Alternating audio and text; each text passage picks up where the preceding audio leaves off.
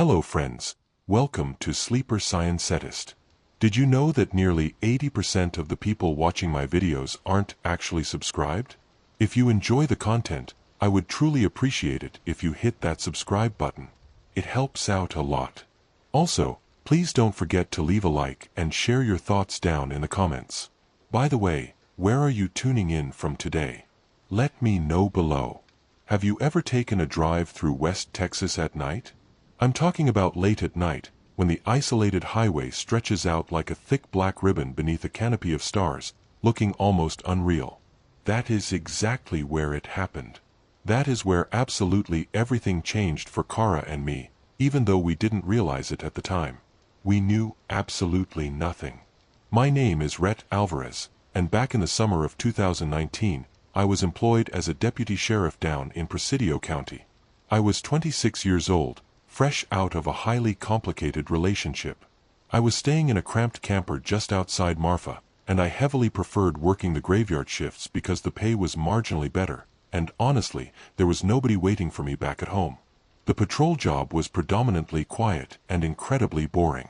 Occasionally, the monotony was interrupted by drunk drivers or a confused tourist who had veered way off I-90 hunting for the famous Marfa lights and gotten hopelessly lost. Yeah, those specific lights. Everyone living around here knows all about them. Mysterious, glowing orbs that magically manifest in the desert, hovering and silently dancing across the horizon. Mainstream scientists claim it's simply car headlights refracting through atmospheric layers at varying temperatures. The locals, however, say it is something entirely else. Ghost lights, spirit fires, UFOs, whatever moniker you prefer to use. I had personally witnessed them a dozen times. They were always highly distant, completely unexplainable, but never overtly threatening. They were just an accepted part of the local landscape, exactly like the jagged mountains or the endless Texas sky. On this particular night, however, a sweltering night in late July, I absolutely wasn't thinking about phantom lights or extraterrestrials. My only objective was finishing my grueling shift and getting back home to sleep. It was a Tuesday. I explicitly remember that detail because Tuesdays were perpetually dead quiet. The specific kind of patrol shift where you endlessly drive in circles for 8 solid hours and encounter maybe 2 other vehicles. I was cruising east on Highway 67, roughly 15 miles outside the Marfa city limits. My windows were rolled completely down because the AC unit in my patrol cruiser had been dead for a month, and the department kept throwing empty promises about fixing it. The ambient air was brutally hot, even at 2 o'clock in the morning, bone dry and smelling heavily of creosote and desert dust. My tactical radio crackled occasionally with dispatch executing routine check-ins, but the frequency was mostly dead silent. It was just me, the empty asphalt, and the suffocating darkness aggressively pressing in from all sides. That is exactly when I spotted it. At first glance, I simply assumed it was another vehicle parked on the shoulder, perhaps a stranded driver dealing with engine trouble or a blown tire. But as I steadily closed the distance, sitting maybe a quarter mile out, I vividly realized the illumination wasn't on the side of the highway at all. It was directly on the road, planted dead center across both lanes, just sitting there flawlessly still. It wasn't moving. It wasn't blinking. It was just a localized sphere of pale, yellow-white light, roughly the exact circumference of a beach ball, effortlessly hovering about 3 feet directly above the asphalt. I slowly eased off the accelerator, my heart executing that bizarre double-beat rhythm it inherently does whenever a situation feels fundamentally wrong. The glowing entity didn't react to my physical approach in the slightest.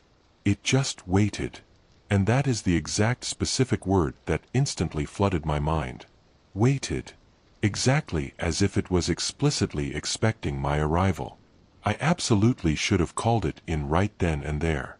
Standard protocol strictly dictated I should radio dispatch, formally report an unknown obstruction blocking the roadway, and request immediate backup. But I didn't. Something highly specific about that light caused me to hesitate. It made me desperately want to understand what it was first, before I ended up sounding like a complete lunatic over the police frequency claiming there was a glowing orb floating dead in the middle of Highway 67. I steadily reduced my speed to maybe 20 miles per hour. then 15. Then a crawling 10 miles per hour. The brilliant light remained entirely motionless. Absolutely zero sound emanated from its core. There was no visible thermal heat shimmer distorting the air. Nothing. It was simply existing there, impossibly calm and piercingly bright in the absolute middle of nowhere. When I closed the gap to roughly 50 yards, I brought the patrol cruiser to a complete halt. We just sat there facing each other.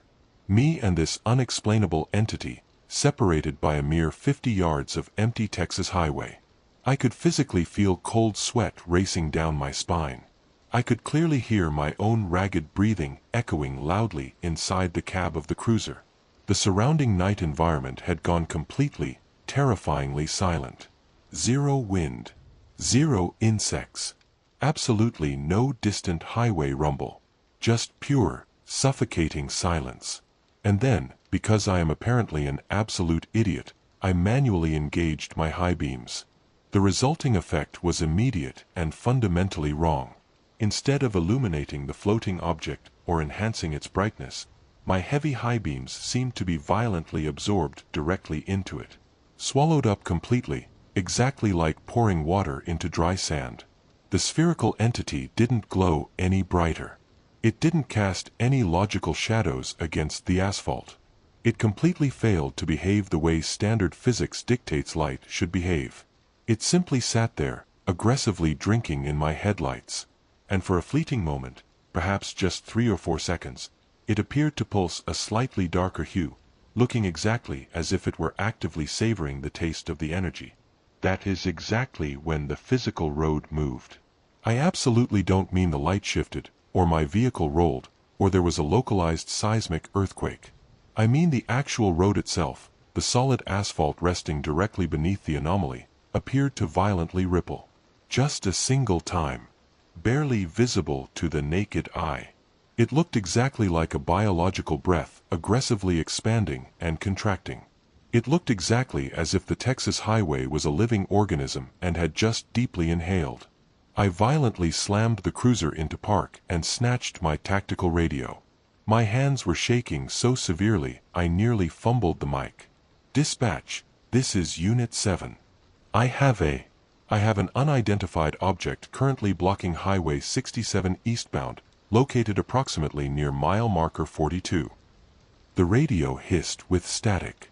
Unit 7, can you accurately describe the physical obstruction?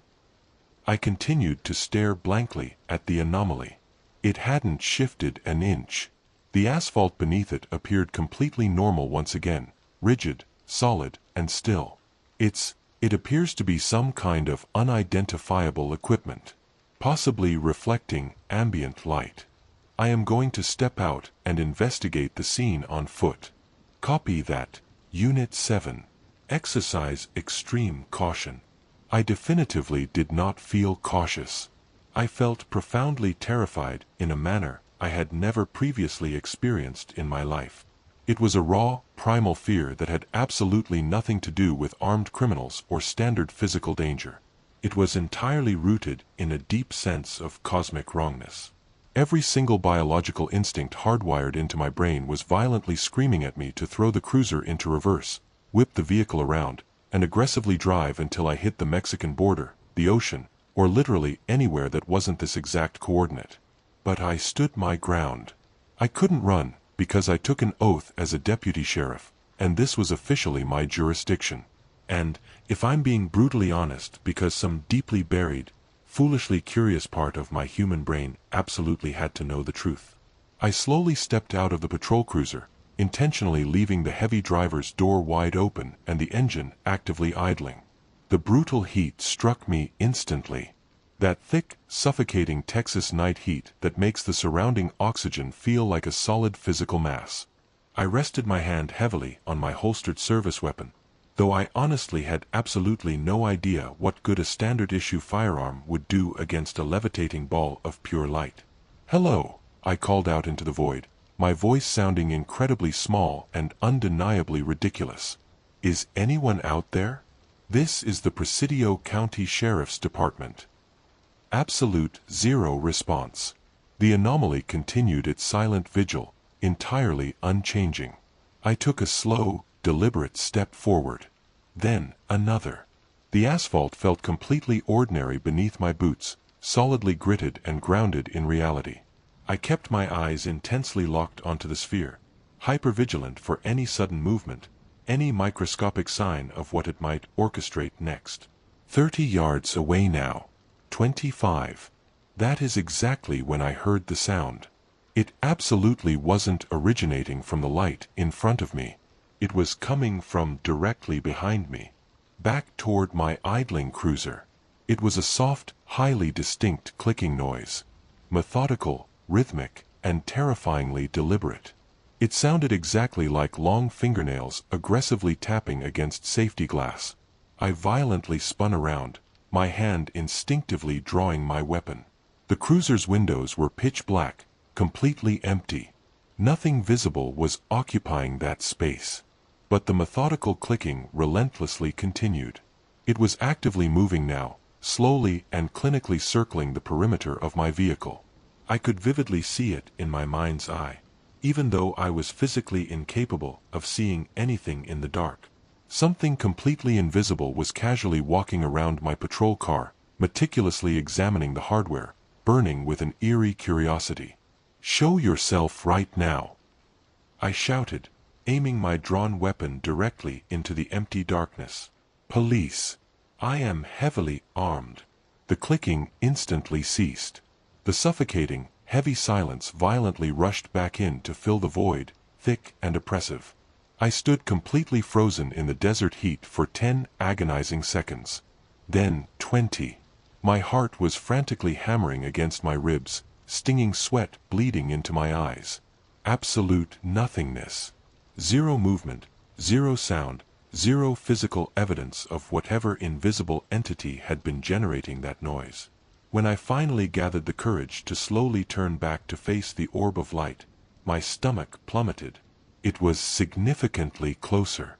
Not by a massive distance, perhaps merely 10 feet. But it had undeniably, silently advanced the exact moment my back was turned. It now hovered a mere 15 yards away, still perfectly silent, still patiently waiting. But from this closer vantage point, I could clearly perceive terrifying details I had entirely missed before. The exterior surface of the light absolutely wasn't smooth.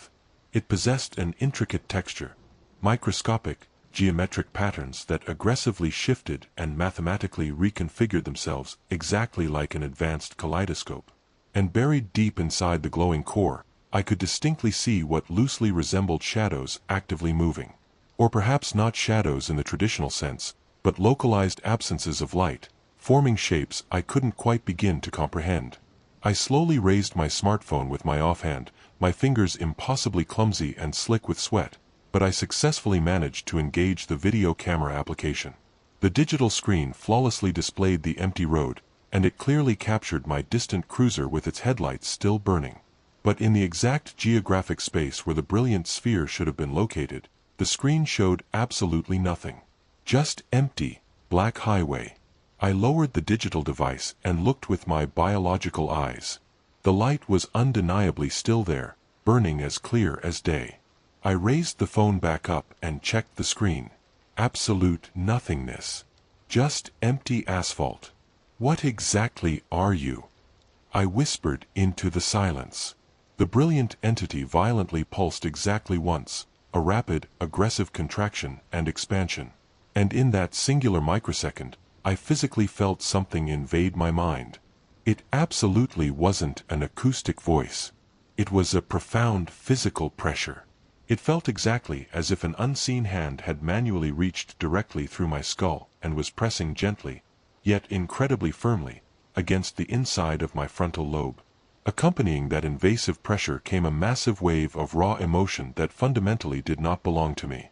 It was an overwhelming sense of clinical curiosity, heavily mixed with something vastly deeper. Something that felt devastatingly close to cosmic loneliness. I violently stumbled backward, nearly dropping my service weapon onto the asphalt. The invasive mental pressure vanished instantly, but the emotional residue stubbornly lingered, that terrifying sensation of something incredibly vast and profoundly alone, desperately reaching out across impossible, astronomical distances. "Jesus Christ," I muttered, my legs turning into complete jelly. I rapidly backed up toward my patrol cruiser, keeping my gaze relentlessly locked onto the anomaly, which now appeared entirely content to hold its current position. My trembling hand successfully found the door handle. I practically collapsed into the driver's seat, violently slamming the heavy door shut and engaging the locks, despite logically knowing standard locks meant absolutely nothing against whatever physics-defying entity I was dealing with. I sat paralyzed in the driver's seat, heavily panting, my weapon still gripped tightly in my hand, staring at the anomaly through the windshield. It remained completely motionless for another agonizing minute. Then, two. And then, entirely without warning or dramatic fanfare, the sphere simply rose straight vertically into the desert sky. 30 feet. 50 feet. 100 feet. It ascended so flawlessly smoothly it looked exactly as if it were riding on an invisible magnetic rail. When it hit approximately 300 feet, it abruptly stopped. It hung there silently in the void for a fleeting moment, exactly as if it were taking one final, clinical look at my vehicle, and then it violently shot away toward the northwest with a velocity my human eyes fundamentally couldn't track. It registered merely as a brief streak of brilliant light burned against the blanket of stars. And then, absolute nothingness. It was completely gone. I remained locked inside my cruiser for another 10, maybe 15 minutes, paralyzed, anxiously waiting to see if the entity would return. It didn't. The asphalt looked completely ordinary once again. The natural desert acoustics gradually crept back into existence. The rhythmic chirp of crickets, the rustle of the wind, the faint, distant rumble of heavy transport trucks cruising down the interstate.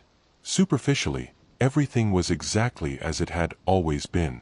Except, I inherently knew nothing would ever be the same. My hands were still violently convulsing when I finally reached for the radio mic. "Dispatch, this is Unit 7. Go ahead, Unit 7. The previously reported obstruction has been successfully cleared." It was a false alarm. Most likely just some highly reflective debris on the shoulder. I am 10-8, officially continuing my patrol. Copy that, Unit 7. I absolutely should have officially reported the incident. I should have documented every single impossible detail. But what exactly was I supposed to put on the official record? That I had engaged in a standoff with a bona fide UFO? That an alien entity had physically touched my consciousness? They would have instantly assumed I was heavily intoxicated or suffering a severe psychological breakdown. And hell, considering what I had just experienced, maybe I was. I threw the heavy cruiser into drive and continued heading east, but I honestly didn't make it very far. Roughly a mile down the desolate road, I forcefully pulled into the cracked parking lot of a completely abandoned gas station. I sat there in the suffocating darkness straight through until dawn, aggressively drinking cold, bitter coffee from my steel thermos, desperately attempting to mentally convince myself that what I had just survived was somehow explainable, rational, normal. It absolutely didn't work. Because even in that moment, sitting entirely alone in that derelict parking lot as the very first light of morning began painting the Texas desert in brilliant shades of gold, I knew three terrifying facts with absolute, undeniable certainty. 1. What I had witnessed was definitively real. 2. It had been patiently waiting explicitly for me. Not just any random vehicle. Me, specifically. And 3. This nightmare absolutely wasn't over. The very next afternoon, I officially called in sick for my scheduled shift. It was the first time I had ever utilized a sick day in my entire 2-year tenure with the department.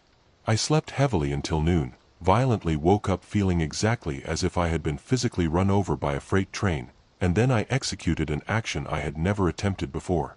I went aggressively hunting for answers. There is a rustic little diner situated in Marfa, formerly called the Star Cafe. It has been operating there since the 1950s. It's the specific establishment where all the hardened locals congregate to trade tall tales over plates of chicken fried steak and mugs of notoriously weak coffee. I had personally eaten there 100 times, predictably keeping entirely to myself. But today, I possessed serious questions. The veteran waitress, Maria, a hardened woman in her 60s who had resided in Marfa her entire life, casually slid a mug of black coffee onto my table without me even requesting it.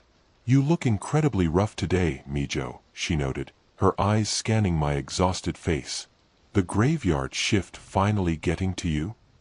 "Something exactly like that." I tightly wrapped my cold hands around the ceramic mug, weirdly grateful for the intense warmth despite the fact that it was already pushing 90 degrees outside.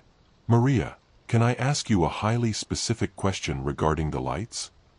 Her facial expression instantly shifted, becoming profoundly guarded. "The Marfa lights? Yeah. Have you ever? I mean, has any local resident ever actually seen them up close?" She remained entirely quiet for a heavily prolonged moment, mechanically wiping down a section of the counter that was already immaculately clean. Finally, she stopped and locked eyes with me. "Why exactly are you asking me this?" So, I told her. Not every single impossible detail, but enough to convey the gravity of the situation. I described the unexplainable light hovering on the asphalt, the physics breaking way it had moved, and the overwhelming feeling it had forcefully projected into my mind. I deliberately omitted the invisible clicking sounds circling my cruiser and the telepathic pressure invading my skull, but I could clearly read in her weathered face that she intrinsically understood the unspoken gaps anyway. "You are absolutely not the first person, Mijo," she said softly, leaning in close. "And I guarantee you won't be the last, either. People have been encountering bizarre things out in that desolate desert for as long as anyone around here can recall. The vast majority of folks simply choose not to talk about it." "Why not?" "Because vocalizing it makes it terrifyingly real. And if it is officially real, then you have no choice but to actively deal with the reality of it." She cautiously glanced around the bustling diner, verifying that absolutely nobody was eavesdropping on our conversation. "There is a specific woman you urgently need to speak with. An investigative journalist operating out of Houston. She has been aggressively poking around this town for the past 3 weeks, asking highly uncomfortable questions regarding local UFO sightings. She is currently staying over at the Paisano Hotel. Her name is Cara Monroe." Cara Monroe. I deliberately scribbled the name onto a paper napkin, although I inherently knew I would never forget it. "Does she actually believe in this phenomena?" I asked. Maria offered a heavy shrug. "She believes in something. Whether it strictly aligns with whatever you believe in, that is entirely for you to figure out." I successfully located Cara Monroe later that afternoon, sitting entirely alone on the shaded patio of the Paisano Hotel. She was aggressively typing on a sleek laptop, a half-empty glass of iced tea sweating next to her. She appeared significantly younger than I had initially anticipated, perhaps 30 years old, boasting dark hair pulled back into a severe ponytail and incredibly sharp, calculating eyes that clinically sized me up the exact microsecond I approached. "Cara Monroe," I stated. She immediately looked up, and I clearly tracked her sharp gaze flick directly down to my sheriff's uniform. I was undeniably still wearing it. I hadn't bothered to change out of my patrol gear. "That's me. And who exactly are you?" "Rhett Alvarez. I serve as a deputy with Presidio County. I heard through the grapevine you've been aggressively asking around town regarding lights in the desert." Her facial expression instantly shifted from heavily wary to profoundly interested. She abruptly snapped her laptop closed and gestured toward the empty iron chair directly across from her position. "Sit down. Do you want something to drink?" "I'm good," I replied. I sat down, suddenly feeling deeply unsure of exactly how to initiate this conversation. I had a highly specific experience last night, operating on Highway 67. "I saw something." "Tell me absolutely everything," she demanded. And there was a raw, palpable intensity burning in her voice that explicitly informed me this absolutely wasn't just mere academic curiosity. This investigation mattered to her on a profoundly personal level. So I told her. Absolutely all of it this time.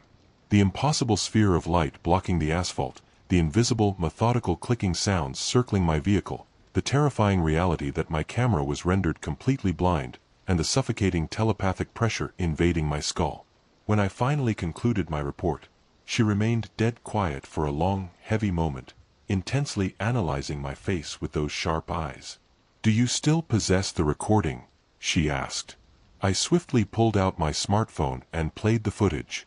She scrutinized the corrupted video twice, her facial features betraying absolutely zero emotion, and then she immediately pulled out her own device and began rapidly typing notes.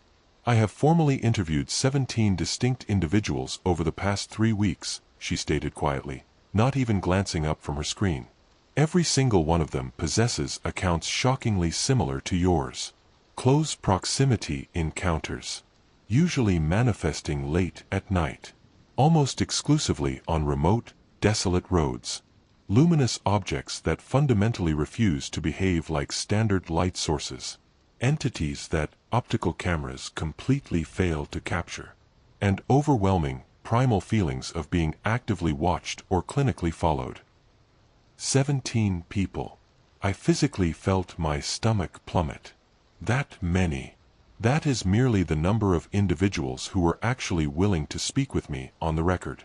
I would mathematically guess there are dozens more who have remained entirely silent. She finally looked up from her phone. "Whatever anomalous phenomenon is actively operating out here, it is absolutely not random. There is a definitive, identifiable pattern. These entities, whatever they actually are, they are revealing themselves highly deliberately.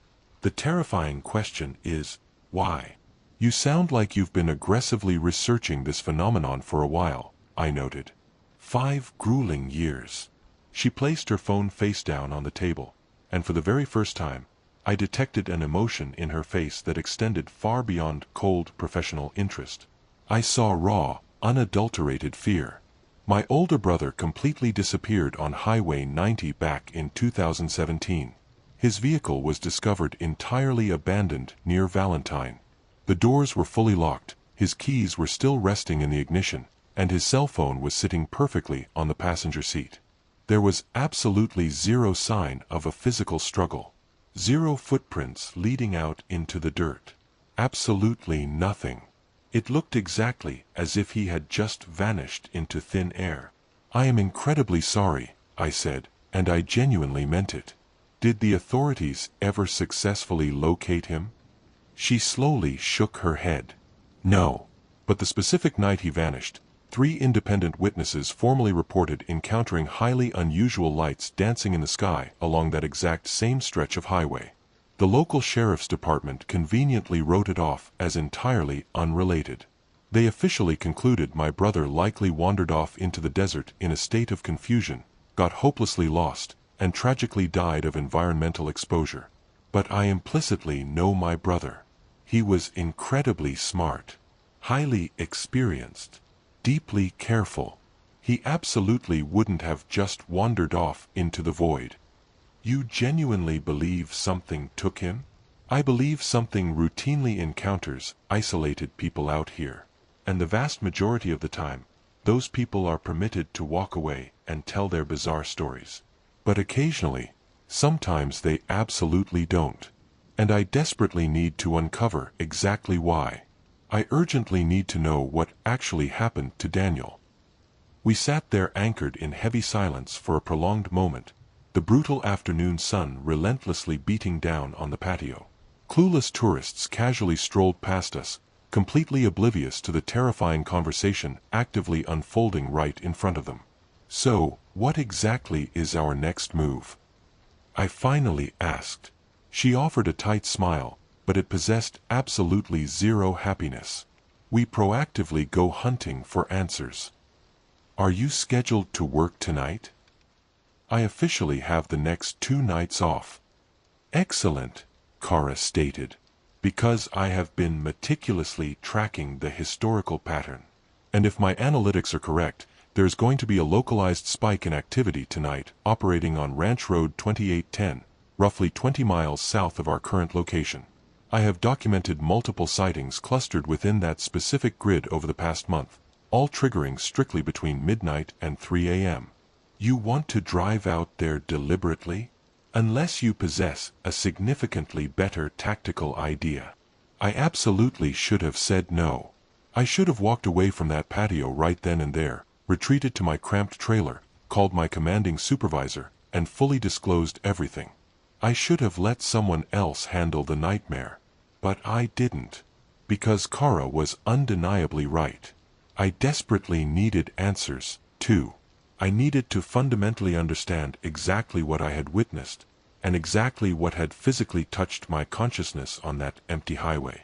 I'll pick you up at 2300 hours, I finalized. That night, I met Kara in the darkened parking lot of the Paisano. She was clad entirely in dark tactical clothing, rugged boots, and slung a heavy backpack that audibly clinked when she dropped it onto the asphalt. What exactly is packed in the bag? I asked. Advanced camera equipment, military-grade night vision goggles, an EMF detector, a digital voice recorder, high-intensity flashlights, and a trauma first aid kit. She registered my highly skeptical expression and offered a slight shrug. I strongly prefer to be prepared for all variables. We drove south out of Marfa in my personal rig, a heavily beaten-up Ford Ranger that violently rattled but reliably ran. The highway was completely deserted at this late hour, populated solely by us and the occasional massive semi-truck hauling freight between El Paso and San Antonio. The moon was merely a razor-thin crescent, providing almost zero ambient illumination, rendering the stars so intensely brilliant they actually cast faint shadows against the desert floor. Ranch Road 2810 was a treacherously narrow, two-lane ribbon of asphalt that violently cut straight through sprawling, open ranchland. It was predominantly utilized by weathered locals and the occasional hopelessly lost tourist. There was absolutely nothing out here except dry scrub brush, pulverized dirt, and stray cattle. Zero street lights. Zero residential houses.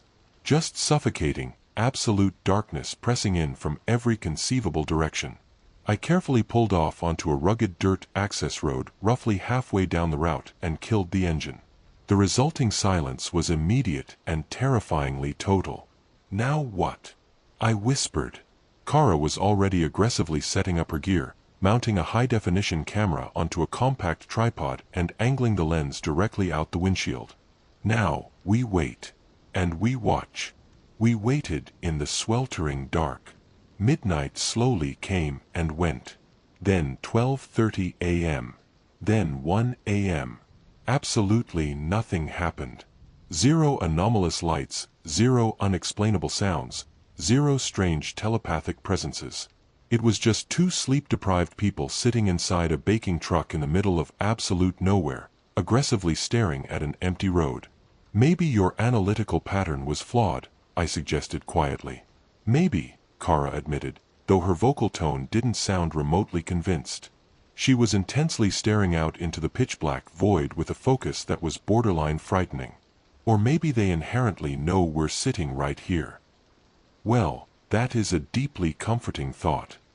The truth isn't always meant to be comforting, she replied. At exactly 1:15 a.m., the ambient temperature inside the truck violently plummeted. It wasn't a gradual, natural cooling. It dropped instantaneously, exactly as if someone had violently kicked open a massive freezer door.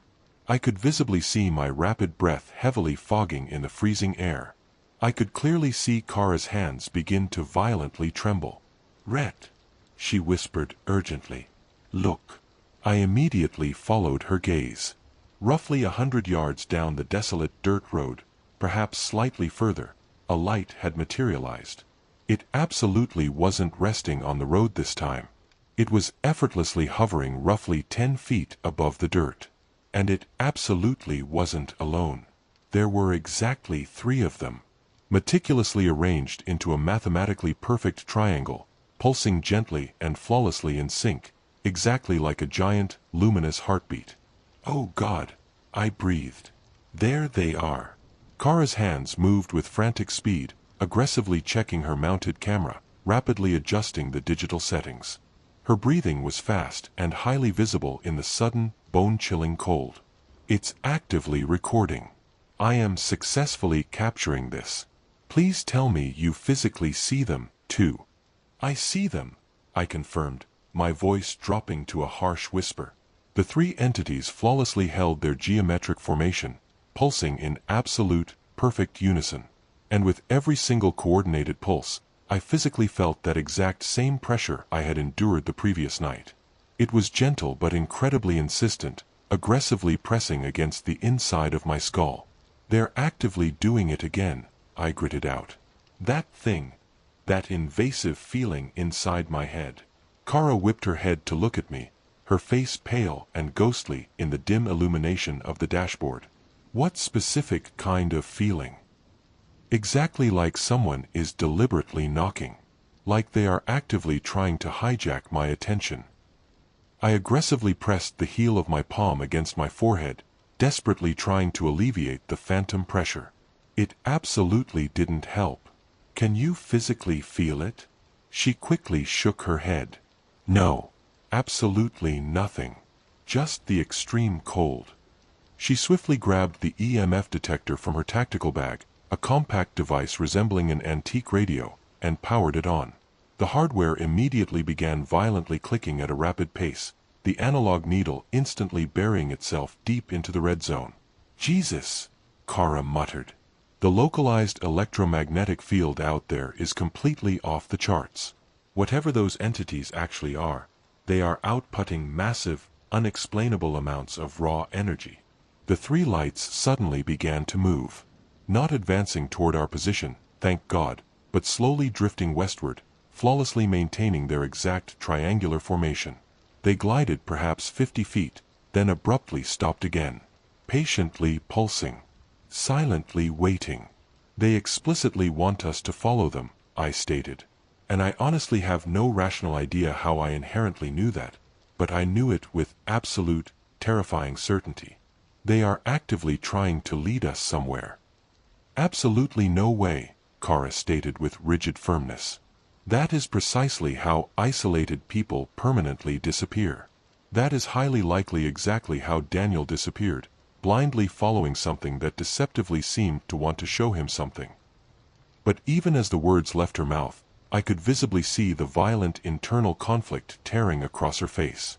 The desperate, burning need to secure answers aggressively warring against her basic biological self-preservation. "We strictly stay inside the truck," I proposed, trying to anchor the situation. "We can cautiously follow them, utilizing the vehicle. We keep a massive distance, but we remain fully mobile. If anything feels remotely hostile, we immediately throw it in reverse and bail." She stared at me for a prolonged, heavy moment, and I could practically see her brain ruthlessly calculating the variables, carefully weighing the extreme physical risks against the potential for securing definitive answers. Finally, she offered a tight nod. "Okay. But incredibly slow. Really slow.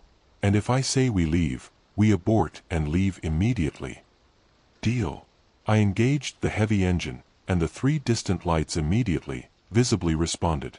They actively pulsed significantly brighter, almost exactly as if they were profoundly pleased by the decision.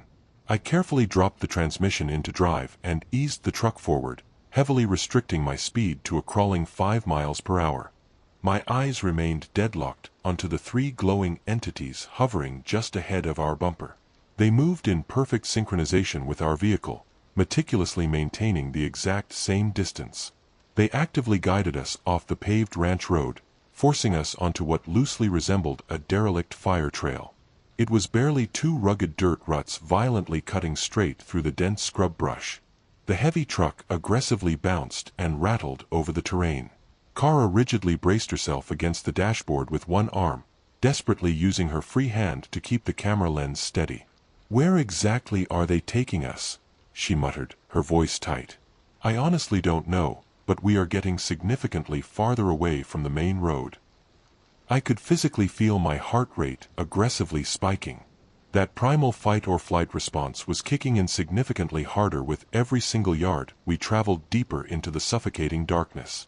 We relentlessly followed the lights for perhaps 10 minutes, though psychologically, it felt like an entire agonizing hour. The landscape surrounding us was utterly, entirely empty. Just sprawling, flat desert stretching out to the horizon in absolutely every conceivable direction. Zero illumination from nearby houses. Zero ambient glow from a distant highway. Nothing existed but us, them, and the vast, oppressive Texas night. Then, the three lights abruptly stopped. They hovered effortlessly in the void, holding their mathematically perfect triangle formation, steadily pulsing. As we carefully rolled closer, I realized they had halted right at the precipice of a massive, wide depression in the ground. It was perhaps 200 feet across, roughly circular in shape. It loosely resembled a natural geological formation, possibly an ancient, dried-out lake bed. The earth packed in the center was distinctly darker and significantly more compact than the surrounding desert dirt. "What exactly is this place?" Kara whispered. "I have no idea. I've never patrolled out this far." I brought the truck to a complete stop roughly 30 yards from the edge of the depression. We were close enough to see clearly, but positioned far enough back that I could rapidly throw it in reverse if the situation deteriorated. The three lights slowly began to descend. They deliberately lowered themselves down into the massive depression until they were hovering a mere few feet above the dark, compacted earth. And then, they fundamentally changed. The synchronized pulsing completely stopped. The lights began to aggressively swirl, mixing and merging into each other exactly like glowing water being violently stirred in a bowl.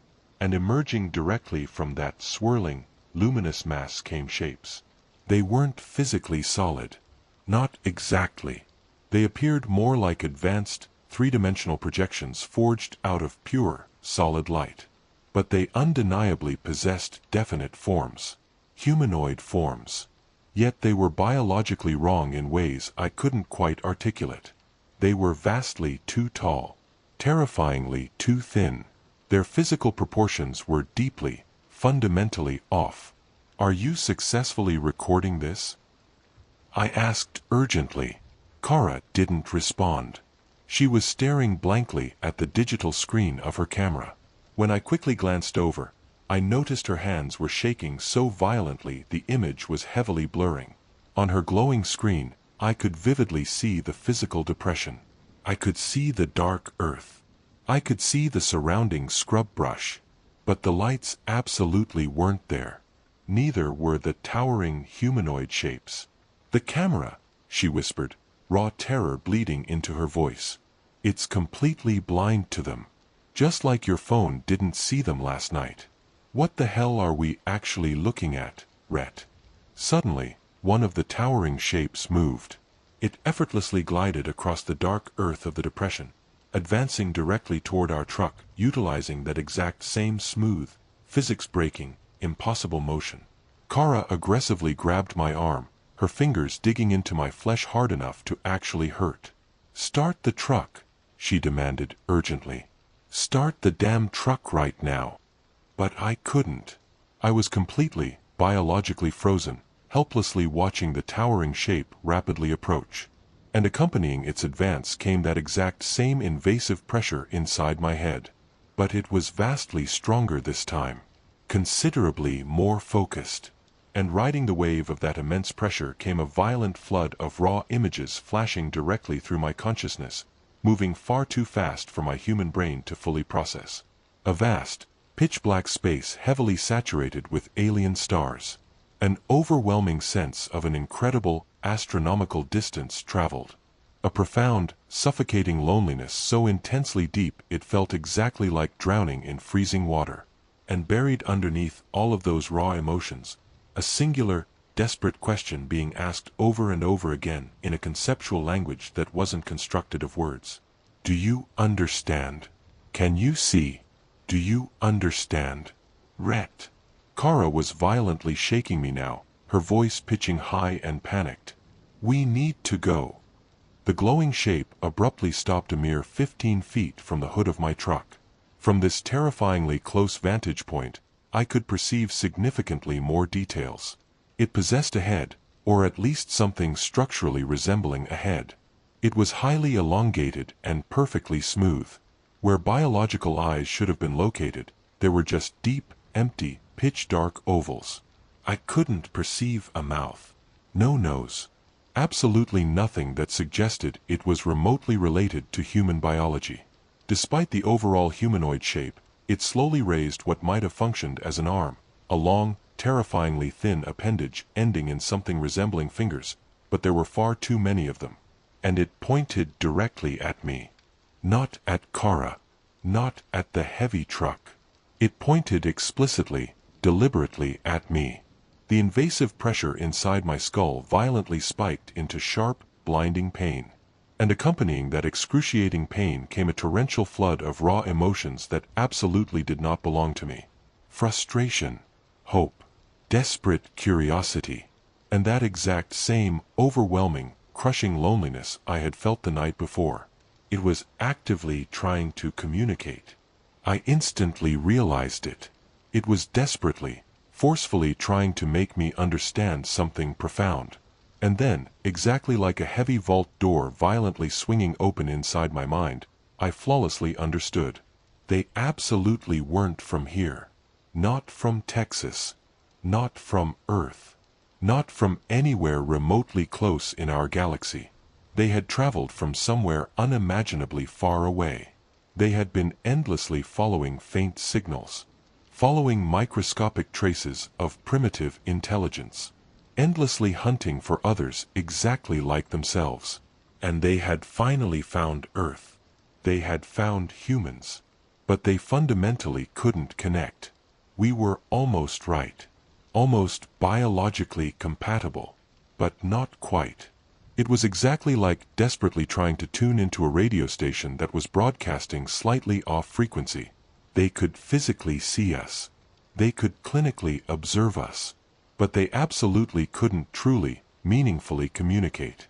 And the failure deeply frustrated them. It made them impossibly, profoundly lonely.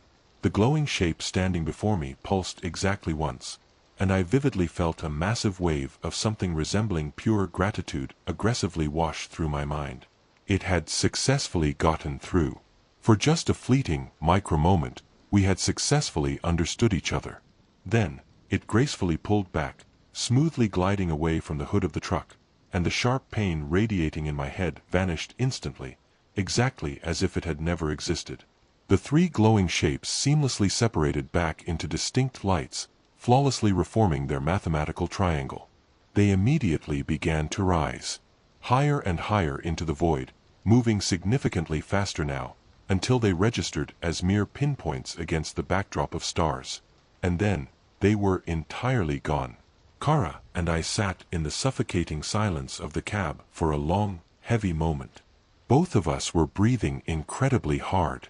Both of us were desperately attempting to psychologically process what we had just survived. Finally, she broke the silence. "What exactly did you see?" she asked quietly. "When that entity pointed directly at you, what did you see?" So I told her. I unloaded absolutely everything that had violently flooded into my mind. The rapid-fire images, the raw, alien emotions, and that heartbreaking, desperate attempt at cosmic connection. When I finally finished, she was openly weeping. Heavy tears streamed relentlessly down her face, and she didn't even bother attempting to wipe them away.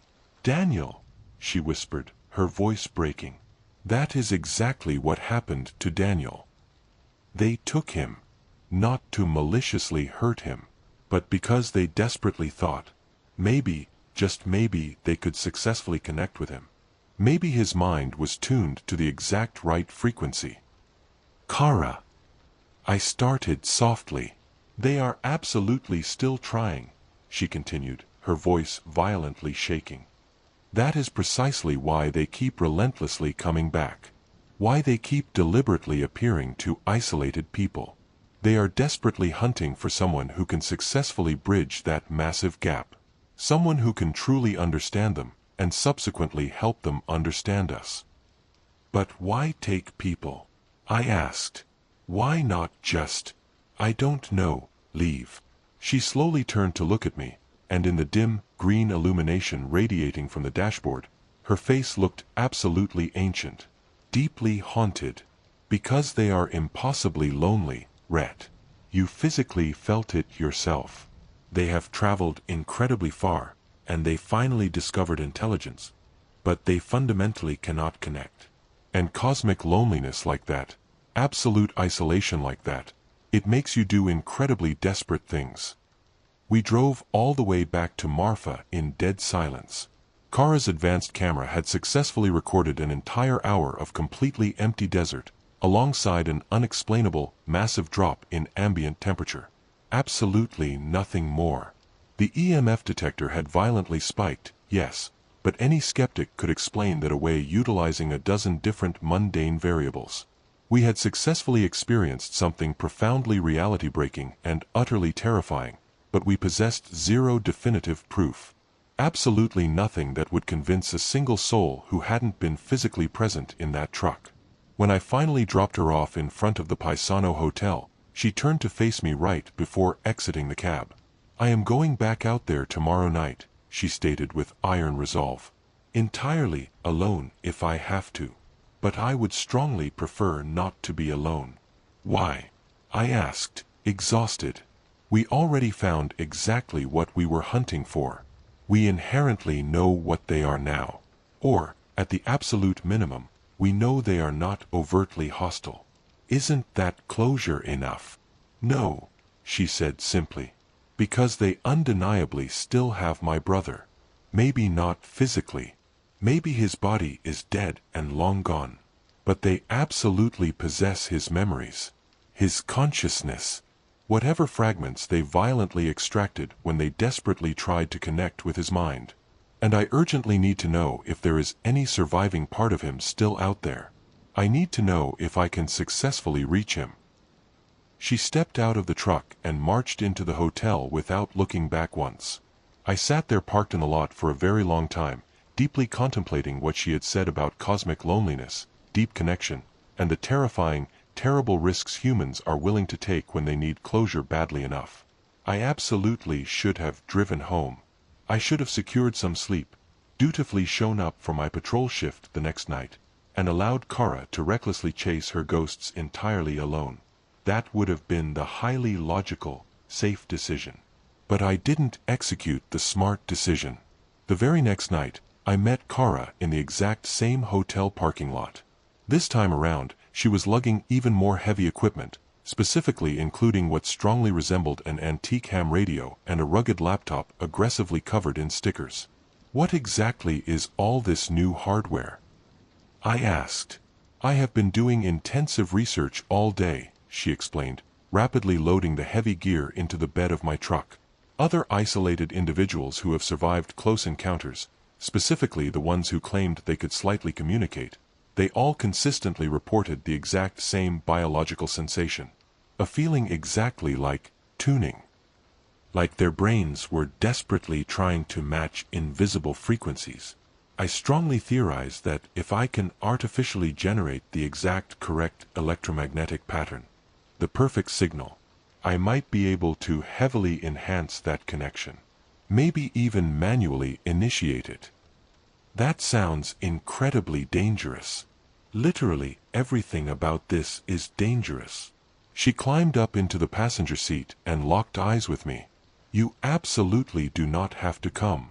I genuinely meant it when I stated I would do this alone." "I'm coming," I finalized, forcefully engaging the engine.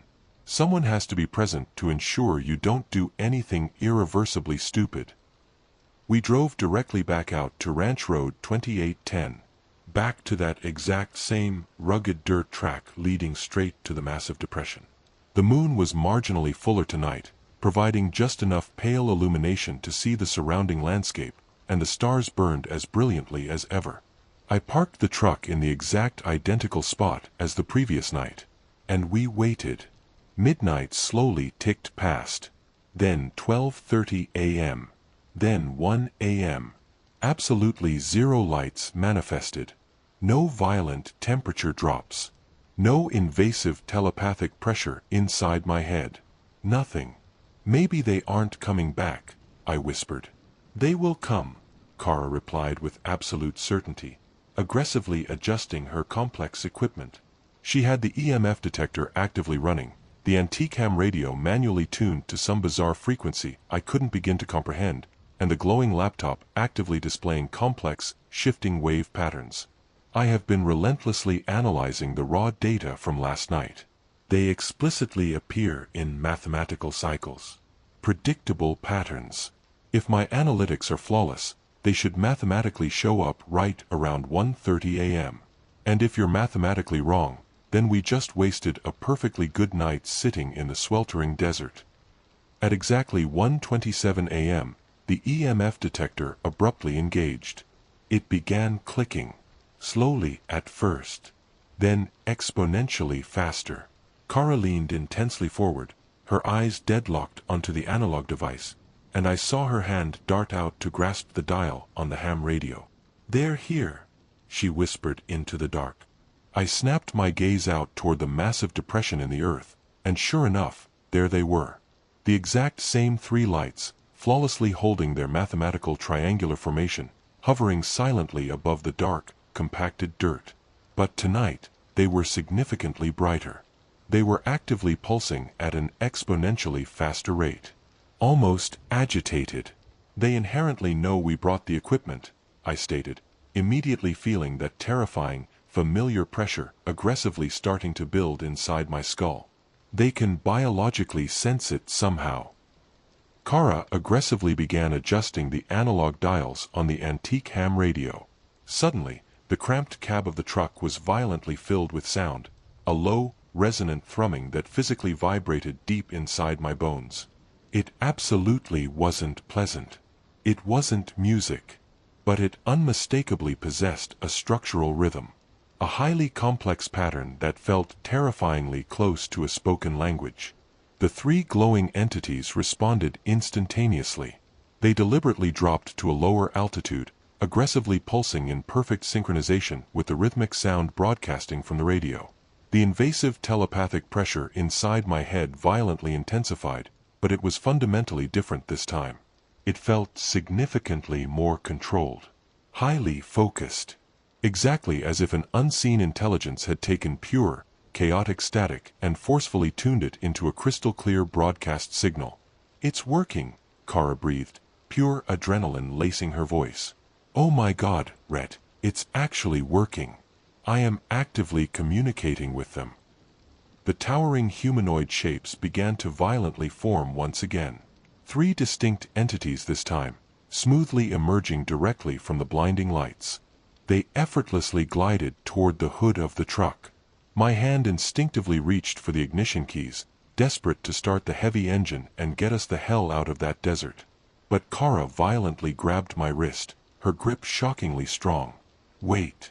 Just wait," she ordered urgently. "I need to test something." She rapidly snatched up her smartphone and pulled up a digital photograph. It was Daniel's photo. I instantly recognized his face from the research files I had seen earlier. A young, vibrant man possessing Kara's exact sharp eyes and an easy, genuine smile. She aggressively held the glowing phone screen up directly against the windshield, facing it outward toward the approaching entities. "Daniel Monroe," she shouted clearly through the glass. "Do you recognize this person? Do you have him?" The three towering shapes abruptly stopped. Every single one of them froze simultaneously. The telepathic pressure inside my skull violently shifted. It became highly inquisitive, deeply searching. And then, one of the translucent shapes deliberately moved forward alone. It glided right up to the grill of the truck. It slowly raised its elongated, multi-jointed appendage and gently pressed it directly against the exterior of the windshield, hovering mere inches from where Kara held the phone. The entire world instantly exploded into blinding white. It wasn't the standard kind of optical white. Not like staring directly into a high-intensity floodlight. This was an impossible white that somehow possessed physical depth, profound texture, and heavy substance. I was undeniably still sitting inside the truck. I could physically feel the upholstery beneath me. I could vividly hear Kara gasping for air beside me. But I couldn't perceive a single thing except that impossible, infinite white. And then, raw images began to violently manifest within the void. Memories. I instantly realized they were Daniel's actual memories. I vividly saw him driving his car down a pitch-black Texas highway, casually singing along to the radio. I saw him abruptly notice highly unexplainable lights hovering in his rearview mirror. Impossible lights that broke the laws of physics. I saw him pull his vehicle over onto the shoulder. He was curious, always so damn curious, stepping out of his car into the desert night to secure a better look. I saw the brilliant lights descend. I saw the towering shapes smoothly emerge. I saw Daniel's face rapidly morph from pure curiosity to absolute wonder, to raw, unadulterated terror as something fundamentally alien reached out and physically touched him. And then, I saw exactly what happened next. And it was infinitely worse than anything I had ever imagined. They absolutely hadn't maliciously killed him. They hadn't even physically harmed his biological body. But they had tried so incredibly hard to connect, to fully understand, to successfully communicate with him, that they had violently pulled fractured pieces of his consciousness directly into themselves. They were desperately attempting to comprehend exactly how human beings process reality. And in that chaotic, forceful process, they had accidentally, catastrophically damaged something absolutely essential. They had taken entirely too much. I saw exactly what was left of Daniel. A fractured consciousness existing trapped in some bizarre dimensional space that wasn't quite real, and wasn't quite fake. Aware, but totally unaware. Thinking, but not truly thinking. He was a lingering ghost trapped inside their cosmic machine. A fragmented memory they fundamentally couldn't let go of, because he tragically represented their absolute closest attempt at a genuine connection. And radiating from them, I physically felt their grief. A deep, profound, cosmic grief at what they had accidentally destroyed. A crushing sorrow over how they had catastrophically damaged a fragile mind they were merely trying to understand. The white void violently collapsed. I was slammed back into the reality of the truck cab, aggressively gasping for oxygen, heavy tears streaming uncontrollably down my face. Beside me, Kara was sobbing openly, her entire body shaking violently. "He's gone," she choked out, her voice shattered. "He has been entirely gone this whole time. They didn't maliciously mean to, but they completely destroyed him." The towering shape standing at our windshield slowly pulled back. And straight through the safety glass, I clearly perceived something I never thought I would witness from a being so profoundly alien. An undeniable expression of deep sorrow. A physical gesture that, in absolutely any universal language, explicitly meant, "I am sorry. We are so incredibly sorry." The three shapes smoothly dissolved back into the brilliant lights. The orbs began to rise, but significantly slower this time. Almost reluctant. They climbed higher and higher into the void, and I knew with absolute, terrifying certainty that this would be the final time. They had explicitly shown us the brutal truth, as agonizing as it was, and now they were officially leaving. Maybe they would never return to this specific geographic sector again. Maybe they would travel somewhere entirely different, endlessly continuing their desperate search for that impossible connection they so deeply craved.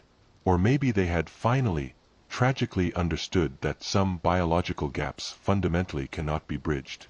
That some forms of cosmic loneliness simply cannot be fixed. We sat in the idling truck until the break of dawn in total silence. Not uttering a single word. Just being physically present with each other, sharing our profound grief and absolute shock. When the morning sun finally breached the horizon, aggressively painting the Texas desert in brilliant shades of gold and pink, Kara wiped her red eyes and took a deep, shuddering breath.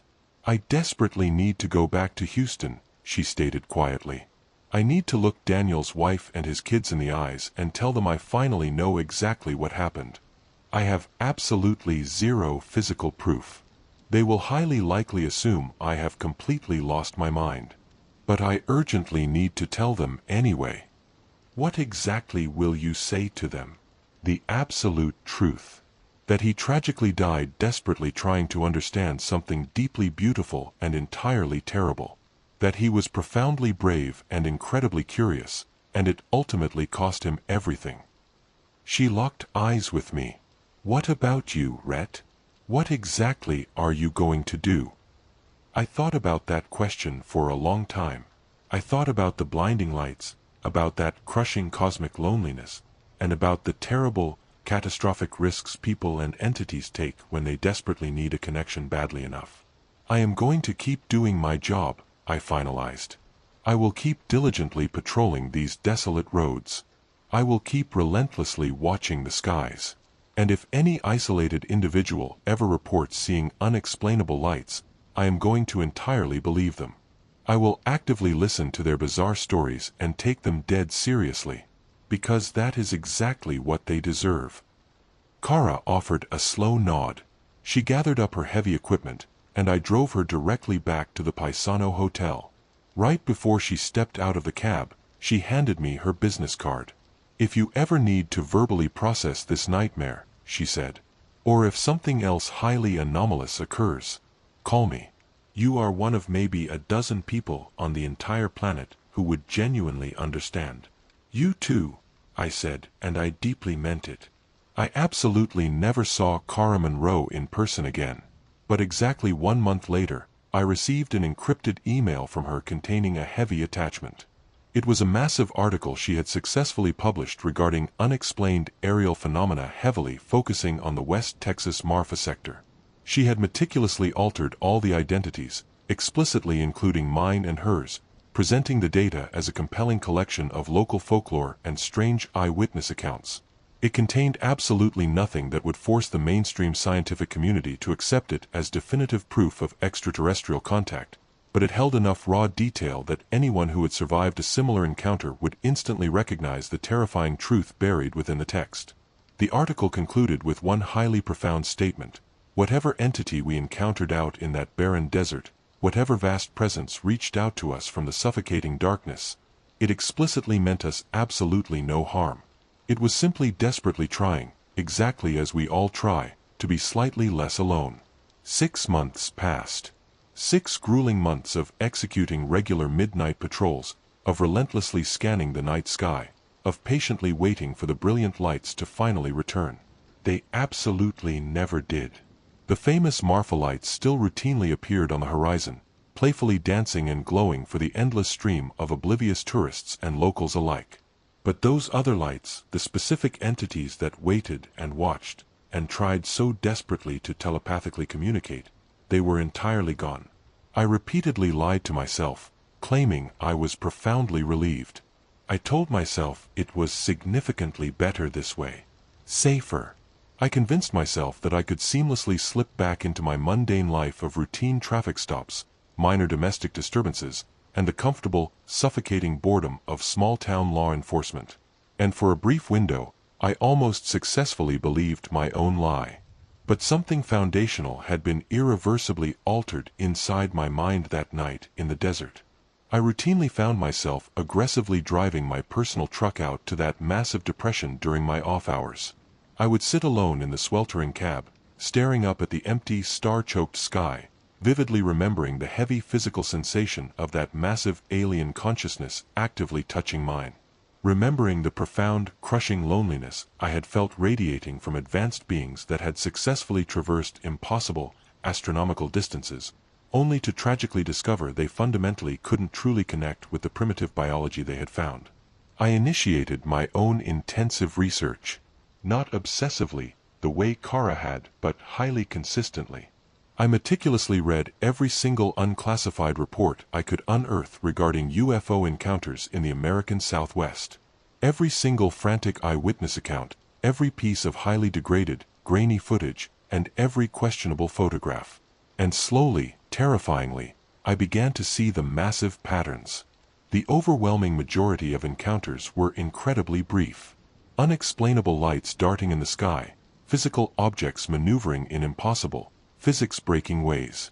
Absolutely nothing more.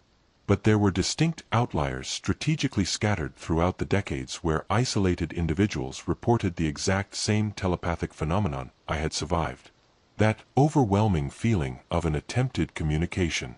Of a massive intelligence desperately reaching out across a vast, cosmic gulf of biological difference, desperately attempting to establish contact. And in almost every single documented case, those isolated people were permanently changed by the event. Not physically altered, but psychologically, emotionally.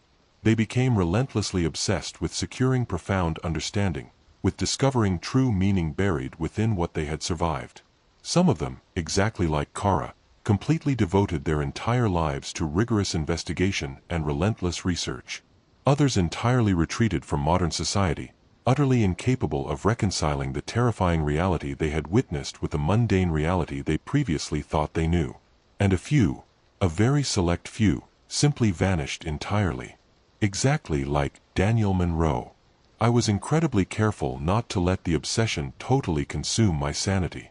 I kept dutifully working my shifts, kept living my mundane life, kept my intensive research strictly private.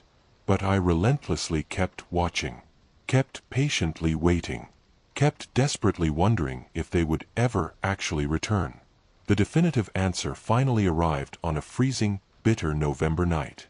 I was officially on patrol, actively driving that exact same desolate stretch of Highway 67 where I had survived my initial encounter, when my tactical radio violently crackled to life. Dispatch calling all active units. We are receiving multiple civilian reports of anomalous lights visually confirmed over the Davis Mountains. Highly unusual aerial movement patterns. Possible emergency aviation flares. My heart rate violently spiked. The rugged Davis Mountains were situated exactly 30 miles northwest of my current coordinates. It was an incredibly remote, treacherous terrain featuring very few paved roads and even fewer human residents. If something anomalous was actively unfolding up there, if they were actually back, I urgently needed to be there. Unit 7 responding, I shouted into the radio mic, aggressively whipping the heavy cruiser around in the middle of the highway. ETA 25 minutes. I brutally made it in 20. The dirt access road cutting into the Davis Mountains was incredibly rough, barely maintained by the county. My standard-issue cruiser absolutely wasn't engineered for aggressive off-road driving, but I pushed the heavy engine as hard as it would tolerate. I relentlessly followed the GPS coordinates dispatch had broadcasted, plunging deeper and deeper into the suffocating darkness of the mountains. Other law enforcement units were already holding position when I finally arrived. 3 distinct patrol cruisers were parked haphazardly at aggressive angles, their headlights completely killed. The officers were standing completely motionless outside their vehicles, staring silently up into the night sky. I quickly bailed out of my cruiser and joined their perimeter, instantly following their gaze upward. Hovering directly above our position, perhaps 1,000 feet up in the atmosphere, were 7 distinct lights. Not 3 this time. Exactly 7. Meticulously arranged in a complex mathematical pattern I had absolutely never witnessed before. It looked exactly like a completely foreign constellation that fundamentally didn't belong in our solar system. They weren't actively moving. They were just effortlessly hovering there in the void, pulsing gently. And even from this massive vertical distance, I could physically feel it. That deeply familiar, invasive pressure. That massive cosmic presence aggressively pressing against my consciousness. "What the hell are those things?" whispered Deputy Harris, a highly hardened, veteran officer I had partnered with dozens of times. His vocal tone remained strictly professional, but I could clearly detect the raw, unadulterated fear bleeding underneath his words. "I honestly don't know," I smoothly lied. "But I am going to hike up and find out." I grabbed my heavy tactical flashlight and immediately began aggressively hiking up a steep, rocky trail that led deeper into the desolate mountain range. Behind me, I could hear Harris shouting, explicitly ordering me to wait, demanding I hold my position until heavily armed backup arrived. I completely ignored him, because I knew, with that exact same terrifying certainty I had felt when the 3 lights first guided Kara and me into the desert, that these 7 lights were actively here for a highly specific reason. They had definitively returned. And they had returned specifically to this geographic coordinate. The treacherous trail was incredibly steep, violently winding between massive limestone boulders and gnarled, scrubby trees. The 7 lights flawlessly tracked my physical progress. They effortlessly drifted along the sky directly overhead, flawlessly maintaining their complex geometric formation. They were actively leading me somewhere. I realized it instantly. Just exactly like before. After 20 grueling minutes of climbing, I successfully emerged into a highly secluded, small clearing. It was a roughly circular space, perhaps 50 feet across, entirely walled in by massive rock formations on 3 sides, and completely open to the vast valley on the 4th. The 7 blinding lights seamlessly descended the exact second I entered the perimeter. They dropped vertically down until they were effortlessly hovering perfectly at my eye level. They flawlessly surrounded me in a mathematically perfect, glowing circle. Logically, I should have been absolutely terrified. A primitive part of my brain certainly was. But a vastly deeper part, the specific part that vividly remembered the profound, crushing cosmic loneliness I had felt radiating from these advanced beings, felt something else entirely. Pure anticipation. Why exactly did you come back? I asked aloud, my human voice sounding incredibly fragile in the absolute silence of the mountain. Why now? The telepathic pressure inside my skull violently intensified. But it was entirely different this time. Considerably more controlled. Highly focused.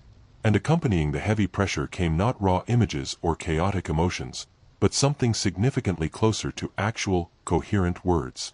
Not acoustically heard, but conceptually, flawlessly understood. Because you completely understood. Because you saw us truly. Because we urgently need your help. My help? I replied, genuinely confused. How could I possibly help you? I am just a low-level deputy sheriff operating in the middle of absolute nowhere. I don't possess advanced resources. I don't possess global power. I don't possess a single thing that could potentially assist beings capable of effortlessly traveling between stars. The 7 lights rapidly pulsed. The heavy telepathic pressure seamlessly shifted, becoming almost incredibly gentle. You inherently possess exactly what we need the absolute most. You possess the unique ability to accurately remember, to faithfully record, to openly share. We have tragically learned, finally, after countless devastating attempts, that we fundamentally cannot connect directly with your species. The biological bridge is vastly too far. The evolutionary gap is entirely too wide. Every single time we forcefully try, we catastrophically harm those we touch. Exactly like Daniel Monroe. Exactly like countless others before him. The raw, cosmic grief heavily saturated within that telepathic statement was utterly overwhelming. I literally felt hot tears violently prick my eyes. Then what exactly do you want from me? I asked, my voice cracking. The 7 lights began to rapidly swirl, flawlessly reconfiguring themselves into a wildly different, complex mathematical pattern. The heavy pressure inside my head solidified back into coherent words. Tell our story. Make your species understand that we explicitly meant absolutely no harm. That we arrived here profoundly lonely and desperate, merely trying to secure a connection. And that we tragically failed. And that we deeply grieve every single consciousness we accidentally damaged in our desperate attempts. Tell your species that we are officially leaving now. We are traveling elsewhere in the cosmos, endlessly searching still for biological entities we can truly, safely communicate with. But explicitly tell them also that we learned a profound lesson from you. From humans. We learned that sometimes the pure attempt at securing connection matters significantly more than the actual success. That bravely reaching out into the dark, even fully knowing you might catastrophically fail, is infinitely better than remaining forever alone. I don't know if a single human being will actually believe me, I admitted. I barely possess any physical proof. The vast majority of the world will simply assume I am completely crazy. The 7 lights pulsed one final, brilliant time. Something incredibly small and highly metallic abruptly dropped directly from the central light entity, hitting the dirt heavily at my boots. I slowly knelt down and picked it up. It was a perfectly flat disc, roughly the exact circumference of a quarter. It was forged from an unidentifiable, impossibly heavy metallic alloy I had absolutely never encountered, intricately engraved with complex, geometric patterns that literally appeared to shift and reconfigure themselves the longer I stared at them. You possess this artifact now, and you possess your intact memories, and you possess the absolute truth. That will be more than enough for the specific individuals who desperately need to hear it. The 7 lights simultaneously began to rise. They moved steadily upward into the pitch-black night sky, but right before they entirely disappeared from the atmosphere, one final, overwhelming message heavily pressed into my consciousness. Thank you, Rhett Alvarez. Thank you for truly seeing us. Thank you for understanding. May you absolutely never know the crushing loneliness we have known. And then, they were entirely gone. Shooting vertically upward with such violent speed they left blinding streaks burned across my retinas, completely vanishing into the stars exactly as if they had absolutely never been there at all. I stood paralyzed in that remote mountain clearing for a very long time. I tightly gripped the heavy metallic disc, feeling its impossible weight and unnatural texture. I knew with absolute, terrifying certainty that this tiny piece of alien metal was the single most important physical object I would ever hold in my entire life. Irrefutable proof. Absolute confirmation that something impossible had visited this planet, and that I hadn't hallucinated a single second of it. When I finally hiked back down the treacherous trail to where the other deputies were nervously waiting, they immediately peppered me with frantic questions. What exactly had I seen? Where did the lights vanish to? Was I physically okay? I calmly fed them a highly simplified, official version. Unidentified aerial phenomena. Highly likely advanced military drone activity. The lights instantly dispersed the moment I approached the grid. Nothing to be overly concerned about. It was an incredibly weak, flimsy explanation. But they eagerly accepted it, because the terrifying alternative was vastly too strange and profoundly uncomfortable for them to process. But later that night, long after my patrol shift officially ended, I drove my personal truck directly to the Paisano Hotel. Not because Kara was physically there, she had moved out months ago, but because I desperately needed to be physically anchored in a place that remembered the truth. I sat in the empty parking lot in the exact spot where we had previously planned our desert expedition. I dialed her cell phone number. She answered groggily on the 3rd ring. Rhett, it's 3 o'clock in the morning. Is everything okay? They came back, I stated simply. Tonight. Up in the Davis Mountains. Exactly 7 of them this time. And they actively talked to me, Kara. They truly talked. Not just projecting raw feelings and chaotic images. Actual, coherent communication. There was a heavy, suffocating silence on the other end of the line. When she finally spoke, her voice was violently shaking. What exactly did they say? I told her absolutely everything. The tragic message, the profound apology, the desperate request that we actively share their story with humanity. When I finally finished, I could hear her softly, heavily crying through the speaker. Daniel would have desperately wanted this, she finally whispered. He would have wanted the world to know that they didn't maliciously mean to hurt him, that it was a catastrophic accident born exclusively from desperate, cosmic loneliness. That is exactly who my brother was. Always actively seeing the best in people. Always desperately trying to understand rather than aggressively judge. They specifically gave me something, I said, looking down at the heavy alien disc resting in my palm. Physical proof. An artifact we can actually study. Something that might finally help people believe. Mail it to me immediately, she demanded. I possess highly secure contacts. Advanced researchers who study this phenomena seriously. Maybe we can scientifically learn something from it. Maybe we can finally start to truly understand. I securely mailed the heavy disc to her the very next morning. It was carefully packaged and heavily insured, though no earthly amount of insurance could conceivably cover what that artifact was actually worth to the universe. And then, I simply waited to see what would happen next. 3 weeks later, Kara urgently called me back. The metallic disc is utterly extraordinary, she breathed.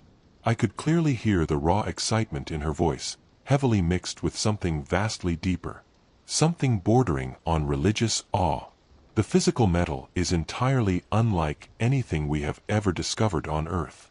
The molecular structure absolutely does not mathematically match any known element on the periodic table. But significantly more than that, there are highly complex patterns physically embedded directly into it. Raw information. We are aggressively trying to decode the data matrix, but so far, we have successfully found what strongly looks like advanced star maps. Incredibly complex mathematical formulas. Quite possibly a complete historical record. A historical record of what? Of their entire cosmic journey. Where exactly they originated from. Where they have physically been. What they have witnessed. Rhett, this could fundamentally change absolutely everything. This could be the irrefutable proof humanity desperately needs to accept that we are absolutely not alone. That there is highly intelligent life out there actively reaching out to us. But despite Kara's burning optimism, despite the advanced researchers and the rigorous scientific analysis and the slowly growing collection of decoded data, the disk absolutely never became the explosive smoking gun we had desperately hoped for. The mainstream scientific community remained rigidly, aggressively skeptical. The global media showed a brief flicker of interest, then rapidly moved on to the next mundane news cycle. And the United States government, when it finally officially acknowledged the artifact's existence at all, simply classified it as an artifact of unknown origin, and permanently locked it away in a dark vault for further classified study. The absolute truth, it unfortunately turned out, was simultaneously vastly too massive and far too subtle for the overwhelming majority of humanity to psychologically accept. But ultimately, that didn't matter. Not really. Because what the glowing entities had explicitly asked me to do absolutely wasn't to legally prove their existence beyond all shadow of a doubt. It was simply to tell their tragic story. To openly share exactly what had happened. To ensure that someone on this planet remembered their existence and truly understood their plight. So, that is exactly what I am doing right now. I am thoroughly documenting this. Absolutely everything that transpired. Every microscopic detail my brain can recall. I am ensuring that this narrative exists permanently somewhere outside my own fragile memory. I honestly have no idea if a single person will believe it. I don't know if it will fundamentally change a single thing in this world. But I definitively know it is the absolute truth. And I know it matters. There is something else, too. A highly specific detail I haven't disclosed to a single soul except Kara. Something I am almost entirely afraid to officially put into words. But I will share it here, because it is an integral part of the complete story. Sometimes, usually late at night when I am sitting completely alone in the dark, I can vividly still feel them. It absolutely isn't the heavy, telepathic pressure inside my head like before. It is a highly distant, faint awareness. Exactly like sensing someone silently standing just out of sight behind you. Even though I fundamentally know they have left our atmosphere, they are undeniably still out there somewhere.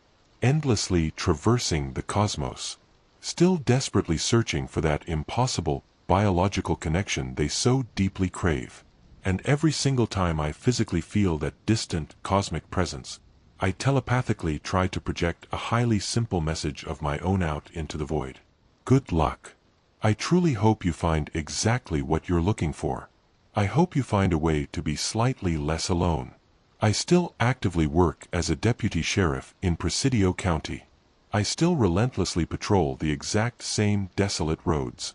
I drive past the exact same empty, sprawling desert. I watch the exact same blanket of stars slowly wheel overhead.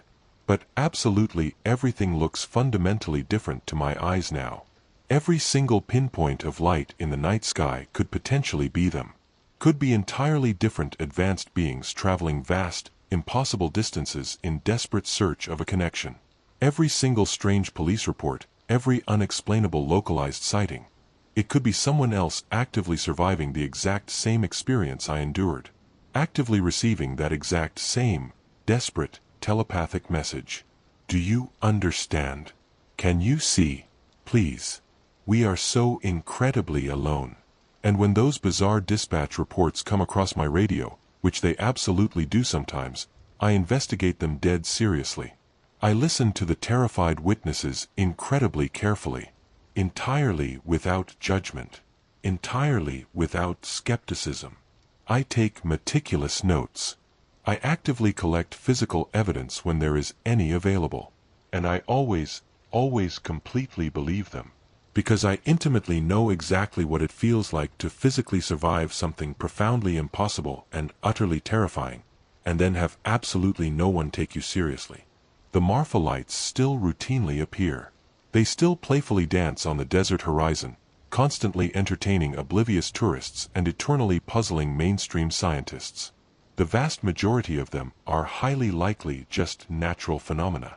Simple light refracting through atmospheric layers, exactly like the scientists claim.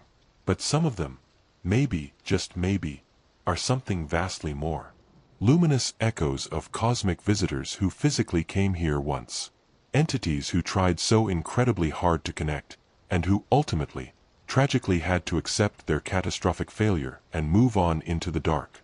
I think about them incredibly often. Those lonely, cosmic travelers. I constantly wonder exactly where they are right now in the universe. What impossible sights they have seen. If they have finally, successfully found other biological entities who can truly, safely understand them. I wonder if they ever think about Earth. About the fragile humans they briefly touched. About the connections they almost successfully made. And sometimes, on very quiet, freezing Texas nights, when the stars are burning especially bright and the desert sprawls out empty and vast in every conceivable direction, I wonder if they miss us as much as I deeply miss them. There is absolutely no dramatic, explosive conclusion to this story. No cinematic final revelation or highly satisfying, neat ending. The blinding lights came. They desperately tried to communicate. They failed in profoundly tragic ways. And they officially left. That is absolutely all. But maybe that is entirely enough. Maybe the ultimate lesson isn't about securing a successful first contact, or providing irrefutable physical proof, or forcing government disclosure. Maybe it is about something significantly simpler and infinitely more profound. Maybe it is about universally recognizing that true loneliness is cosmic. That the desperate need for connection, for deep understanding, for being truly, completely seen by another consciousness, that primal need fundamentally transcends biological species and isolated planets and the vast, suffocating dark distances existing between the stars. We absolutely all feel it, human and alien alike. We all blindly reach out into the suffocating darkness, desperately hoping someone will reach back. The blinding lights taught me that specific truth. They physically came to Earth profoundly desperate and impossibly lonely, and heavily hoping for a genuine connection. And even though they fundamentally couldn't safely bridge the biological gap, even though their desperate attempts ended in catastrophic tragedy, the simple fact that they actively tried deeply mattered.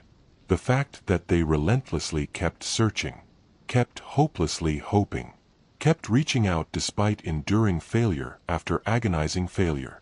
That was profoundly, beautifully human in a way I absolutely never expected from beings so terrifyingly alien. So now, I do my small part. I faithfully tell the story exactly as I remember it. And I relentlessly keep watching the skies. Because you absolutely never know. Maybe someday, they will actually come back. Maybe someday, they will have successfully figured out exactly how to safely bridge that biological gap. How to finally connect without accidentally causing catastrophic harm. Maybe someday, humanity will collectively look up and see those brilliant lights again. And this time, we will be perfectly ready. This time, we will flawlessly understand. Until that specific day arrives, I continue to patrol my desolate roads. I relentlessly watch my skies. And I deeply remember exactly what it felt like to be physically touched by something vastly ancient, and desperately, profoundly alone. And I deeply hope, wherever they are operating right now in the cosmos, that they successfully found exactly what they were looking for. I'm Rhett Alvarez, and this is exactly what I saw on Marfa Road. This is the absolute truth. My name is Nina Caldwell, and I have proudly served as a Texas State Trooper for 7 grueling years. I have personally responded to catastrophic car wrecks that would make a seasoned veteran physically sick. I've dragged lifeless bodies out of the Guadalupe River, and I've actively confronted absolutely every conceivable classification of human darkness you can possibly imagine. I honestly believed I had seen it all. I genuinely thought absolutely nothing could shake my foundation anymore. I was profoundly, terrifyingly wrong. This nightmare officially commenced in October of 2021, operating deep in the remote hill country situated west of San Antonio. You inherently know this specific geographical area if you hail from Texas. Endless rolling hills aggressively covered in thick scrub oak and dense cedar. Jagged limestone cliffs violently cutting straight through sprawling ranch land. Isolated, tiny towns sporadically scattered along desolate 2-lane highways where literally everyone knows everyone, and outsiders instantly stand out exactly like a sore thumb. It is undeniably beautiful country. Peaceful country. The specific kind of isolated place where the absolute most exciting event that occurs is a Friday night high school football game. That specific night initiated completely normal enough. I was actively working the evening patrol shift, cruising State Highway 16 between Medina and Bandera, when local dispatch abruptly radioed with a standard civilian complaint. Reports of stray cattle physically blocking the highway near a massive property owned by a local man named Bo Harrington. It was the third distinct time that particular week someone had formally reported loose livestock operating in that specific grid, which officially meant I urgently needed to have a stern conversation with Mr. Harrington regarding his property's fence maintenance. I slowly pulled up his incredibly long, rugged gravel driveway just after 9 p.m., my heavy cruiser's headlights violently cutting through the suffocating darkness and kicking up thick clouds of dust. The primary farmhouse was undeniably old but meticulously well maintained. The pristine white paint was glowing heavily in the glare of my high beams, boasting a massive wraparound wooden porch featuring a heavy swing that was moving ever so slightly in the hot, relentless October wind. Beyond the primary house, I could clearly perceive the pitch-black silhouette of a massive barn structure and several smaller outbuildings. A singular, dim yellow porch light was actively burning, and I could clearly see a lone man sitting completely still in a wooden rocking chair, patiently waiting. Bo Harrington was operating in his early 60s, I'd mathematically guess. He was incredibly lean and deeply weathered in the exact specific way of men who had spent their entire biological lives relentlessly working outside in the brutal Texas sun. He slowly stood up as I physically approached, intentionally moving incredibly slow and highly careful, ensuring his empty hands remained entirely visible. Incredibly smart. A massive percentage of isolated folks out here get highly nervous around armed law enforcement, not because they've committed any criminal acts, but because they fiercely value their total privacy and absolute independence. "Evening, officer," he stated, his vocal tone carrying that distinctly soft, slow hill country drawl. "I highly suppose you're out here regarding the cattle." "Yes, sir, Mr. Harrington. We have officially received 3 distinct civilian reports this week regarding rogue livestock operating on the highway directly near your property. That is a massive safety hazard for drivers, and I urgently need to ensure we get it permanently resolved." He offered a slow, heavy nod, his eyes locked onto something far out in the darkness past my cruiser. "I fully know, and I deeply apologize for the disturbance. But Trooper Caldwell, those specific reports, they absolutely weren't about my personal cattle getting loose. My perimeter fences are solid steel. I personally checked every single inch of them twice today. Those rogue cattle standing on the road, they are absolutely not mine." "Whose livestock are they, then?" "I honestly don't know. That is precisely what is incredibly strange about this entire situation. Every single time a passing driver calls it in, by the time any authority actually arrives on the scene to physically check, the cattle are entirely gone. 0 tracks in the dirt. 0 physical sign they were ever occupying that asphalt." He paused heavily, then added quietly, "And my own personal cattle, they have been acting incredibly strange." I had organically grown up on a working ranch myself. I had spent my entire childhood operating around heavy livestock, and I inherently knew that cattle were strictly creatures of rigid habit. They absolutely didn't just act strange, without a highly specific biological reason. Strange in what specific way? I asked. Bo looked highly uncomfortable, exactly as if he was actively debating whether to verbally disclose something that might make him sound completely insane. Finally, he stated, "Do you genuinely want to see them? They are currently located out in the east pasture right now. They have been standing there since sundown, and they absolutely haven't moved an inch." Just standing there? All of them violently facing the exact same direction. That specific detail immediately secured my full attention. All of them. Exactly how many head of cattle are we talking about here? 63. Every single one of them flawlessly lined up exactly like military soldiers, aggressively staring at something I fundamentally cannot see. I absolutely should have politely made my professional excuses and immediately left the property. I should have simply written up a standard warning citation regarding livestock management and swiftly moved on to the next mundane dispatch call. But something buried deep in Bo's vocal tone, a raw, genuine, unadulterated fear hiding underneath the words, made me intensely curious. "Show me," I ordered. We slowly walked across his sprawling property, navigating past the massive dark barn, and unlatched a heavy steel gate leading directly into the east pasture. Bo carried a high-intensity flashlight, aggressively sweeping the bright beam back and forth across the open field. I subconsciously kept my hand securely resting near my holstered service weapon strictly out of habit, though I wasn't entirely sure what biological threat I thought I might need to shoot. Then, I physically saw them. 63 massive cattle. Exactly as Bo had described, standing flawlessly, impossibly still in the suffocating darkness. And they were all relentlessly facing the exact identical direction, northeast. Their massive bodies were geometrically aligned exactly as if they had been physically positioned utilizing a laser level. They weren't casually eating. They weren't comfortably lying down. They weren't making a single, biological sound. They were just standing rigidly, aggressively staring into the void. Exactly how long have they been paralyzed like this? I whispered, deliberately keeping my vocal tone incredibly low, even though I wasn't entirely sure why I felt the need to. It initiated roughly 3 hours ago, right immediately after sunset. I physically came out here to check on the herd, and they were already locked in this impossible formation. I actively tried to physically move them. Desperately tried to get them to biologically respond to me. Absolutely nothing. It is exactly like they are trapped in a deep hypnotic trance. I cautiously approached the nearest cow, a massive, heavy Hereford boasting a stark white face.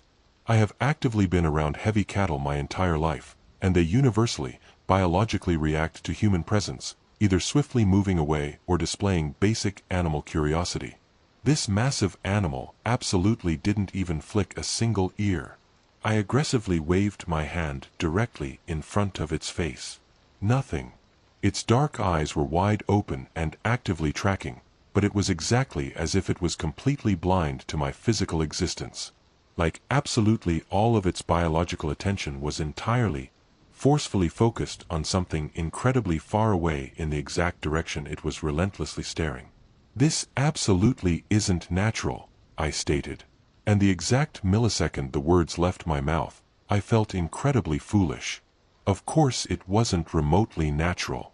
But what else could I possibly say? That the cattle were magically hypnotized? That something invisible was actively controlling their neurology? "There is something else," Bo stated quietly. "Come look at the barn." We quickly walked back across the sprawling pasture, and I kept nervously, repeatedly glancing over my shoulder at those terrifyingly motionless cattle, feeling increasingly, suffocatingly uneasy. The hot, relentless Texas wind had aggressively picked up, carrying the standard smell of dry dust and old hay, and something else entirely. Something highly metallic and unnatural that I fundamentally couldn't quite identify. The barn was a truly massive, imposing structure, highly likely constructed back in the 30s or 40s, boasting towering wooden walls and a heavy corrugated metal roof that violently rattled slightly in the aggressive wind. Bo carefully led me around to the specific side facing northeast, the exact identical direction the herd of cattle was relentlessly staring, and explicitly pointed up at the metal roof. "Watch closely," he ordered, and he abruptly killed his flashlight. For a terrifying moment, I couldn't visually see absolutely anything in the sudden, suffocating darkness. Then, my human eyes aggressively adjusted, and I vividly saw it. A faint, highly unnatural glow radiating directly on the barn roof. It was barely visible, looking exactly like pale moonlight reflecting off the corrugated metal. Except there was absolutely zero moon out tonight. The night sky was completely, heavily overcast, thick clouds entirely blocking out any starlight. "Do you see it?" Bo asked, his voice shaking. "I see it. It could logically be a reflection from something. Perhaps a high-intensity light from a nearby property." There are absolutely zero nearby properties for 3 solid miles in that specific direction. Absolutely nothing but empty, desolate ranch land and the Barksdale Air Force Base 15 miles out. The mysterious glow violently pulsed slightly, getting noticeably brighter for a fleeting moment, then dimming exactly like a massive entity biologically breathing. I immediately pulled out my heavy tactical flashlight and aggressively aimed the beam directly at the roof, clicking it on. The blinding beam illuminated the corrugated metal flawlessly, clearly showing standard rust spots and old bird droppings, and absolutely nothing that should be physically glowing. "Turn it off," Bo ordered urgently. "Turn off your light and watch." I hesitated for a microsecond, then aggressively complied. The exact millisecond my tactical flashlight went entirely dark, the mysterious glow on the barn roof violently intensified. Not dramatically, but undeniably noticeably. Exactly as if whatever impossible entity was actively causing it was violently reacting to the sudden absence of artificial light. "Jesus!" I muttered. My skin was violently crawling now. That primal, biological instinct that aggressively tells you something is profoundly, dangerously wrong, even when your logical brain cannot articulate exactly what it is. I rapidly pulled out my smartphone to capture photographic evidence, but when I looked down at the digital screen, my blood ran completely, entirely cold. The digital time was horribly wrong. Impossibly wrong. My phone confidently stated it was 7:47 p.m. But I implicitly knew it had been well past 9 p.m. when I physically arrived at the property. I had meticulously checked the time multiple times during my patrol prior to receiving the initial dispatch call regarding Bo's livestock. "Check your phone right now," I ordered Bo, my voice coming out significantly rougher than I consciously intended.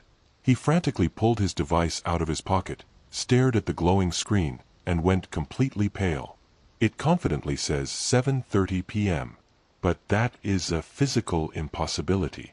It was exactly 8:45 p.m. when you drove up the driveway."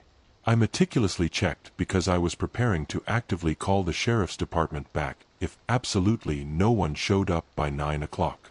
We stood paralyzed there in the suffocating darkness, both of us staring blankly at our digital phones exactly as if they were live explosive devices about to aggressively detonate.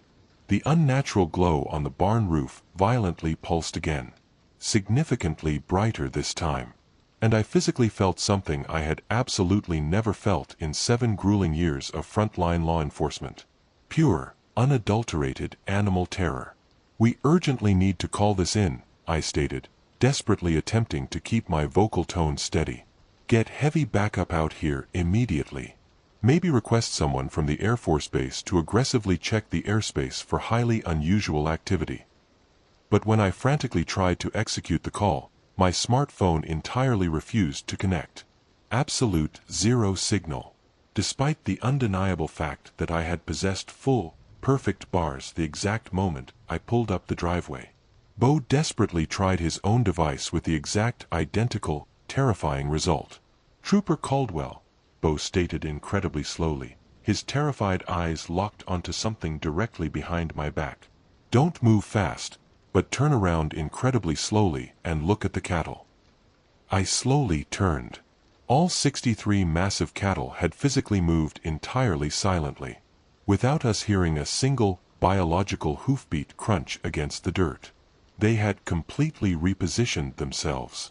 They were significantly closer now, perhaps a mere 100 feet away, instead of the safe 300 feet they had been when we originally exited the pasture. And they were absolutely still relentlessly staring in that exact same direction. Still mathematically, flawlessly aligned. Still entirely, terrifyingly silent. "They actively followed us," Bo whispered. "Or they moved to physically keep watching whatever impossible thing they're watching." "Nina, I have been actively raising heavy cattle for 40 solid years, and I have absolutely never witnessed anything remotely like this." The unearthly glow on the barn roof violently pulsed again, and this time, I vividly noticed something else that fundamentally broke the laws of physics. The physical shadows the glow cast were completely wrong. When standard light strikes a physical object, the resulting shadows absolutely should fall away from the direct light source. But these specific shadows, the dark shapes cast by the barn's antique weather vane and the sharp edges of the corrugated roof, they were violently falling toward the light. Exactly as if the unearthly glow was somehow aggressively pulling the surrounding darkness directly into itself, instead of pushing it away.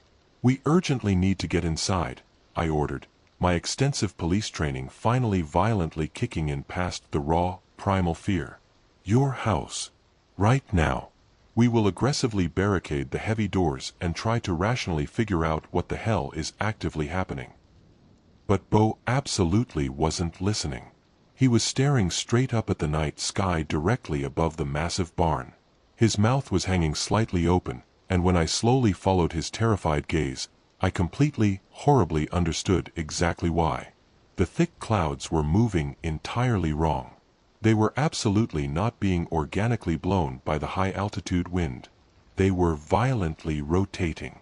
Slowly, aggressively spinning in a mathematically perfect circle directly above Bo's isolated property. And dead in the absolute center of that violent rotation, barely visible against the pitch-black sky, was something fundamentally darker.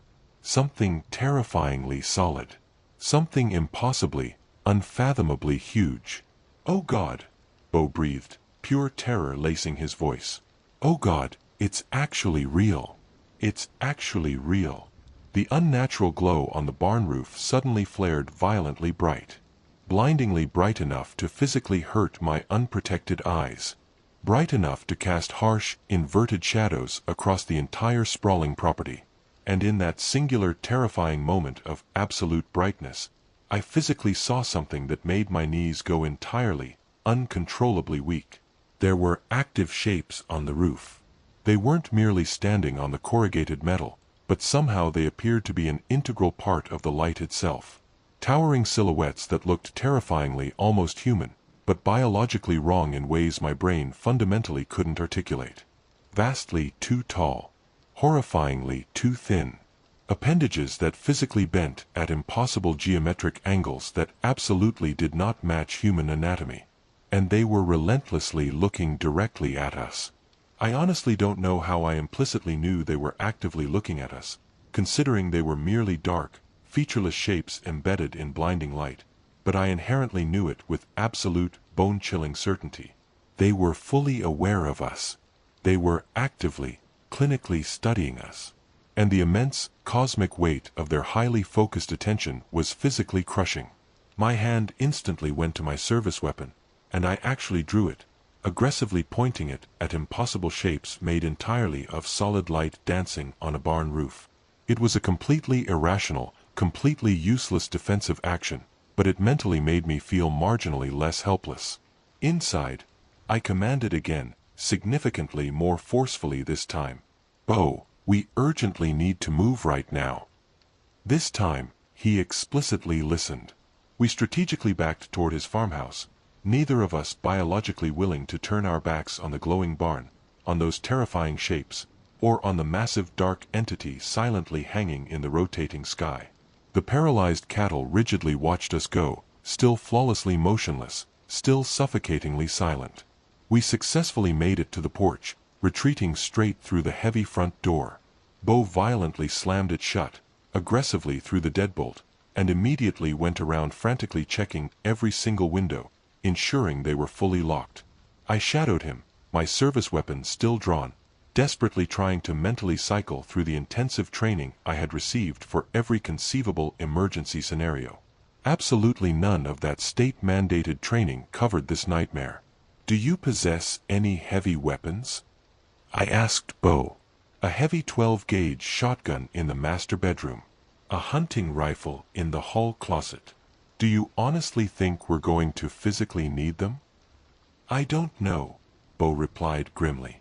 "But I'd vastly prefer to have them and not need them." Bo swiftly retrieved both firearms, flawlessly loading them with practiced, rural efficiency. We strategically positioned ourselves in the dead center of the living room, securing a tactical vantage point where we could visually monitor multiple windows and possessed a completely clear line of sight to the front door. The house was deliberately dark, illuminated solely by a single, dim table lamp. And outside, that terrifying strange glow radiating from the barn was now vividly visible straight through the glass, pulsing steadily. "What exactly are they?" Bo asked quietly. "Those impossible shapes, that massive thing in the sky. What exactly are we dealing with here?" I desperately wanted to claim I didn't know, which was technically true, but I also fundamentally couldn't lie to this terrified man who was hopelessly trapped in this apocalyptic situation purely due to a stroke of bad luck in geography. So, I stated the terrifying truth we were both actively thinking, but neither of us wanted to say aloud. "I firmly believe we are actively looking at some classification of non-human intelligence. UFO, alien, whatever label you prefer to call it. And I strongly believe they have been actively utilizing your isolated property for something. Maybe that perfectly explains why the cattle have been acting so incredibly strange. Why your missing animals keep showing up in civilian reports, only to impossibly disappear." "Jesus Christ," Bo muttered. "I always genuinely thought people who believed in this paranormal stuff were completely crazy. I assumed it was all unhinged conspiracy theories and desperate attention seekers." "So did I admitted heavily. We sat in incredibly tense, suffocating silence for perhaps 5 minutes, helplessly watching the unearthly glow outside pulse and steadily brighten. Then, my tactical radio violently crackled to life, physically making both of us aggressively jump. "Unit 42, what is your current status?" It was local dispatch. The signal was incredibly weak, heavily saturated with static, but undeniably audible. I aggressively snatched the radio off my belt, a massive wave of pure relief flooding through my veins. External communication was officially restored. "Dispatch, this is Unit 42. I am actively at the Harrington property, and we have a severe situation. Unknown aerial phenomenon. Possible imminent threat. Requesting immediate heavy backup and immediate notification to nearby military installations." There was a profoundly long, heavy pause. Then, "Unit 42, please clarify. Did you explicitly say aerial phenomenon?" "Affirmative. A massive, unidentifiable object occupying the airspace. Highly unusual, synchronized behavior from heavy livestock. Severe electronic malfunctioning. I urgently need armed backup right now." Another pause. Significantly longer this time. Then, a wildly different voice breached the frequency. Male. Highly authoritative. "Trooper Caldwell. This is Sergeant Morrison. Can you accurately describe exactly what you are currently seeing in more detail?" I rapidly described absolutely everything. The paralyzed cattle, the pulsing glow, the towering shapes, the severe time distortion heavily affecting our digital phones, the violently rotating clouds. As I breathlessly spoke, I could physically hear the heavy, suffocating skepticism lingering in the dead silence on the other end of the radio. "Trooper Caldwell," Morrison stated finally, his tone measured. "I am immediately dispatching 2 heavily armed units directly to your location. ETA is approximately 20 minutes. In the meantime, you are ordered to remain securely inside the structure and absolutely do not attempt to engage with whatever entity you believe you are observing. Do you fully understand? Understood. But Sergeant, you urgently need to contact Barksdale Air Force Base. If there is a massive, unidentified entity operating in the airspace over the hill country, they critically need to know about it. I will explicitly make the call. Stay safe, Caldwell. Backup is officially on the way. The radio went dead silent once again, and Bo and I locked eyes. 20 agonizing minutes. We merely had to successfully hold our fortified position for 20 minutes, and then heavily armed help would finally arrive. Then maybe we'd secure some rational answers. Maybe someone would actually show up who possessed the protocol on how to deal with this impossibility.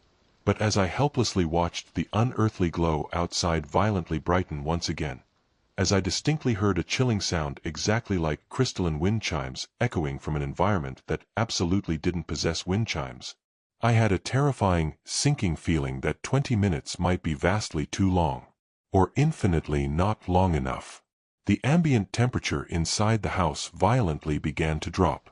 It wasn't a gradual, natural cooling like casually turning down a digital thermostat.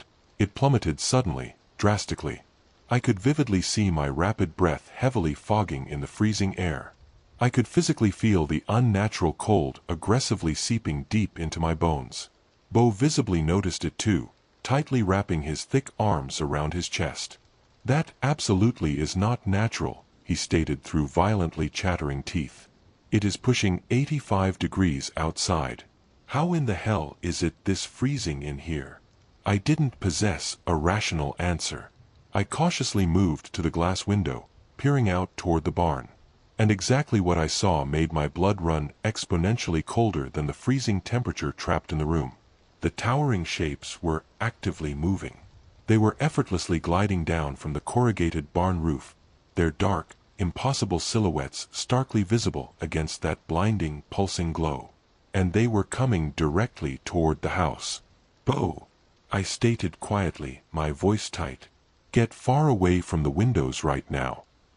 We aggressively moved to the dead center of the living room, standing firmly back to back, our heavy weapons raised and ready.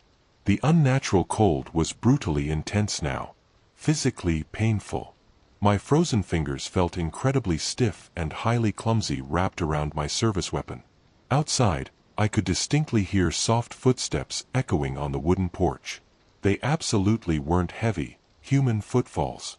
They were incredibly light, almost impossibly delicate, exactly like something massive walking exclusively on the very tips of its feet. The heavy front door handle slowly began to turn. "State Police," I shouted at the top of my lungs, my voice cracking slightly. "Do absolutely not attempt to enter. This private property is actively under armed law enforcement protection." The brass handle abruptly stopped turning. A terrifying, heavy silence aggressively stretched out, violently broken solely by our ragged, rapid breathing and the chilling, impossible sound of the phantom wind chimes that absolutely shouldn't exist. Then, something violently hit the heavy wooden door. It struck incredibly hard. Hard enough to visibly crack the solid wood, hard enough to make the entire doorframe violently shudder.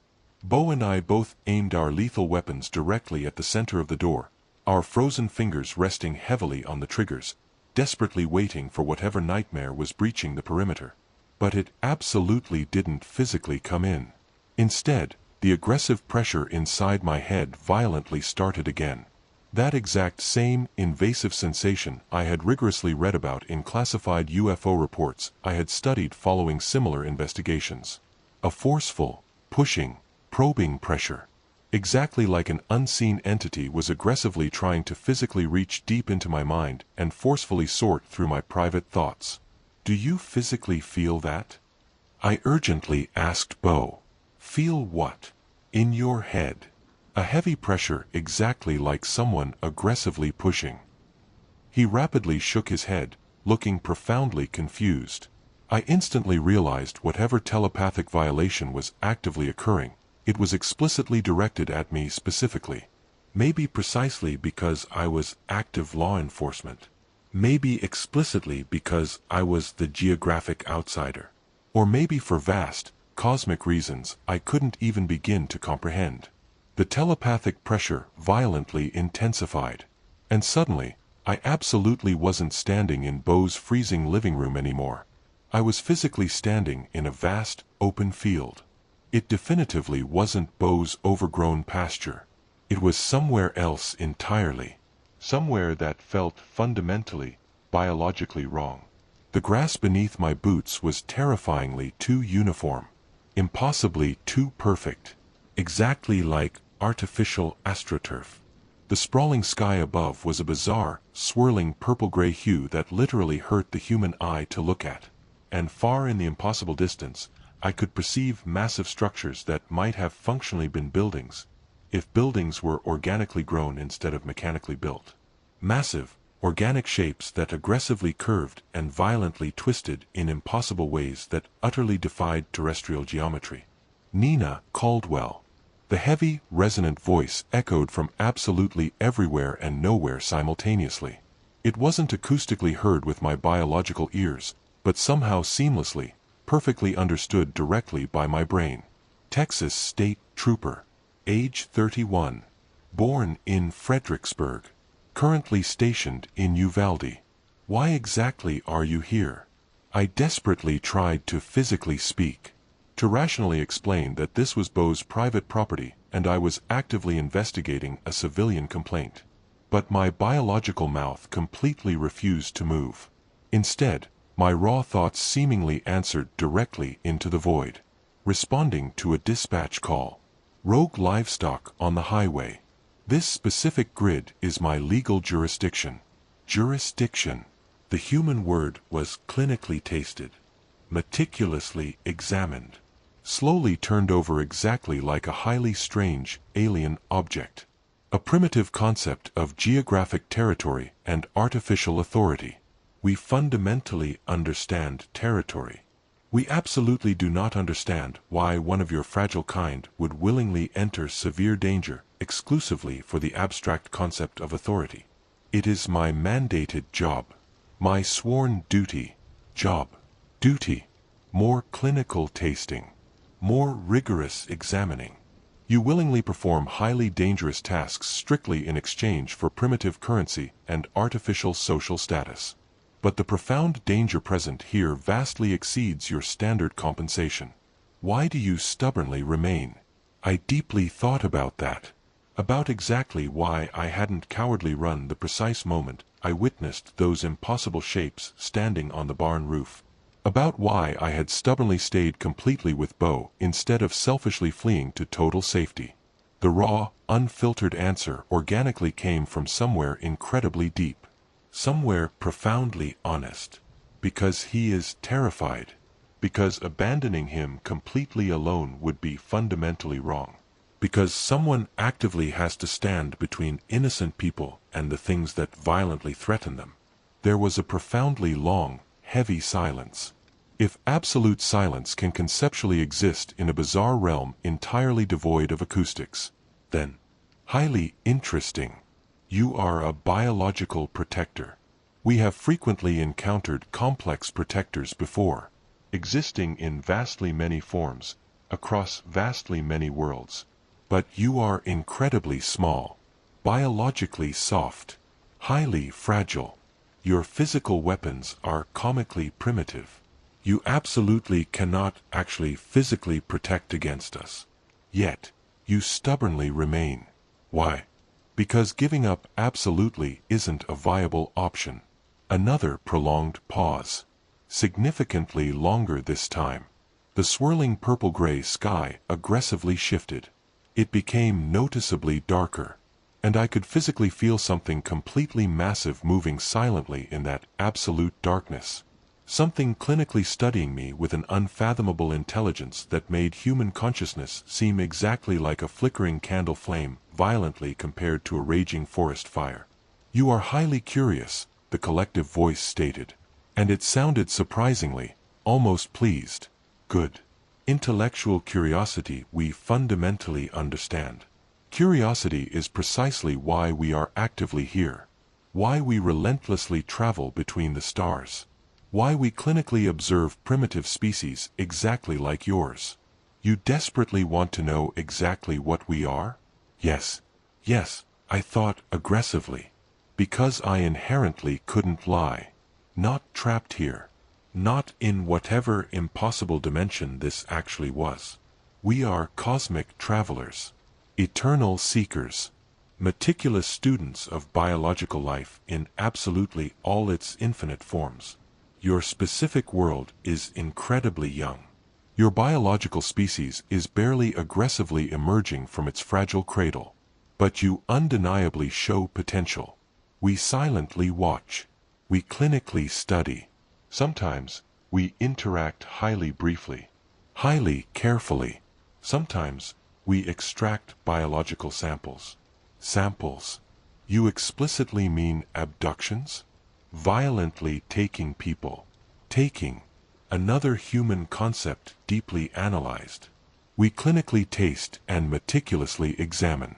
We absolutely do not take in the violent way you define it. We merely borrow.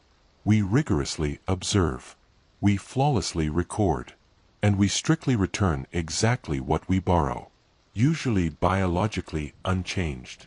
Occasionally, significantly enhanced.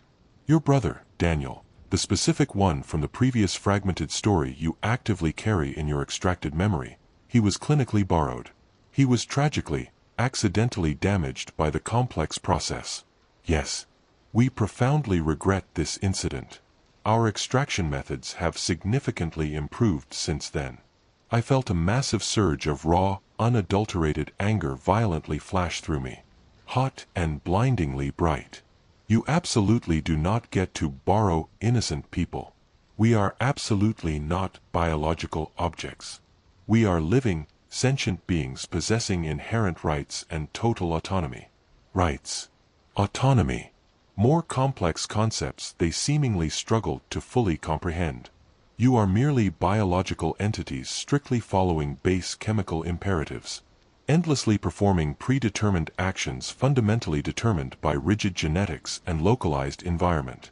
Where exactly is the true autonomy in that? Where exactly are the inherent rights?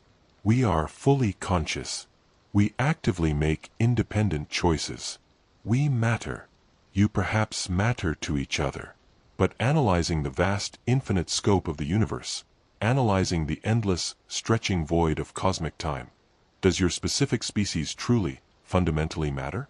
Does absolutely any biological species matter, except functioning as highly interesting data points within the grand, infinite study of existence? The crushing cosmic question should have been profoundly nihilistic, utterly soul-destroying. But instead, I forcefully felt something else entirely. Pure, unadulterated defiance. We explicitly matter because we actively choose to matter. Because we fiercely love and violently fight and passionately create and relentlessly protect each other. Maybe we are incredibly small, highly fragile, and fundamentally temporary. But we are undeniably real. And absolutely no amount of your cold cosmic perspective fundamentally changes that reality. The massive, unseen presence lurking in the suffocating darkness shifted aggressively again. I vividly sensed something terrifyingly close to genuine surprise. Or perhaps, profound approval. You are highly interesting, Nina Caldwell. Significantly more interesting than the vast majority we encounter. Most of your fragile kind inherently responds with raw fear, violent aggression, or a desperate, pathetic need to fully understand. You actively respond with a fierce assertion of biological value. This is incredibly rare. This is profoundly worth studying. I am absolutely not going to be your damn study subject, I fiercely thought back. You already currently are. You officially became our active study subject the exact microsecond you willfully entered Bowden Harrington's private property. But perhaps, this specific study can be highly collaborative. Perhaps you can actively help us understand your complex species significantly better. And in direct exchange, we can flawlessly answer several of your most desperate questions. What possible questions could I desperately want answered by advanced beings who explicitly treat people like disposable lab rats? Questions regarding your exact, insignificant place in the vast universe. Regarding whether you are truly alone in the cosmos. Regarding exactly what happens to biological consciousness following physical death. Regarding the true, fundamental nature of time, infinite space, and reality itself. We can seamlessly show you cosmic truths that your primitive species absolutely won't discover for thousands of your linear years, if you ever successfully discover them at all. It was overwhelmingly tempting. God help me, it was incredibly, intoxicatingly tempting. But I fiercely thought about Bo terrified, sitting completely alone in his freezing living room, clutching a heavy shotgun. I thought about those innocent cattle, rigidly standing in an impossible formation, helplessly trapped in whatever bizarre experiment this entity was conducting. I fiercely thought about my sworn duty, my mandated job, my ultimate purpose. I absolutely do not want your cosmic truths, I aggressively thought back. I exclusively want you to permanently leave. Leave this specific property. Leave these innocent people entirely alone. Go clinically study someone else, somewhere else entirely. We fundamentally cannot do that. The current study is absolutely not complete. We urgently require significantly more data, vastly more observations. We desperately need to fully understand the specific phenomenon of protective behavior within your species. The profound willingness to actively sacrifice yourself for others. We urgently need to see exactly how far that biological willingness extends. And suddenly, with a violent, sickening lurch, I was physically slammed back into Bo's freezing living room. I was aggressively gasping for oxygen, the freezing ambient air violently burning my lungs. Bo was violently shaking my shoulders, his weathered face completely pale with raw terror. Nina, can you physically hear me? You've been standing completely paralyzed there for 20 solid minutes, not moving a single muscle, not responding. I genuinely thought you were dead. 20 minutes. It had psychologically felt like mere seconds, perhaps a single minute at absolute most. Severe time distortion, exactly identical to our digital phones. Whatever these impossible entities were, they could flawlessly manipulate human perception. They could seamlessly trap isolated people in deep, telepathic conversations that occurred entirely outside the boundaries of normal, linear time. The aggressive pounding on the heavy front door had entirely stopped. The isolated house was undeniably still freezing cold, but the invasive, crushing pressure inside my head was completely gone. I cautiously moved to the heavy window, meticulously careful to stay tight to the edge of the frame, and peered out. The massive barn was completely pitch black. Zero unearthly glow. Zero towering shapes. Absolutely nothing. The thick clouds above had entirely stopped violently rotating, and I could clearly see normal stars now shining through jagged gaps in the overcast sky. And the massive herd of cattle. I could just barely make out their dark silhouettes in the distance. They were completely scattered across the overgrown pasture, casually grazing perfectly normally, exactly as if absolutely nothing had ever happened. It's completely gone, I whispered into the silence. Whatever impossible entity it was, it officially left. What exactly happened to you? Bo asked, his voice shaking. Where exactly did you go? I honestly don't know exactly. Somewhere entirely else. Whatever those entities actually are, they telepathically pulled me into some kind of deep communication. They explicitly wanted to clinically study me, to deeply understand me. They aggressively asked questions about exactly why I stubbornly stayed, why I actively protect people. What exactly did you tell them? The absolute truth. That it is my sworn job. That cowardly leaving you completely alone would be fundamentally wrong. I rapidly checked my smartphone. The digital time was absolutely correct now, glaringly showing 9:47 p.m. Still absolutely zero cellular signal, though. They explicitly stated the study absolutely isn't complete, I told him grimly. They stated they desperately need significantly more data. Bo visibly swallowed hard. I think they're actively coming back. When? They didn't explicitly say. But it absolutely isn't over. Whatever impossible experiment they're doing here, whatever complex behavior they're trying to understand, they are absolutely not finished. Just then, sweeping headlights abruptly appeared in the far distance, rapidly advancing up the incredibly long gravel driveway. Multiple heavy vehicles. The armed backup I had desperately called for was finally arriving.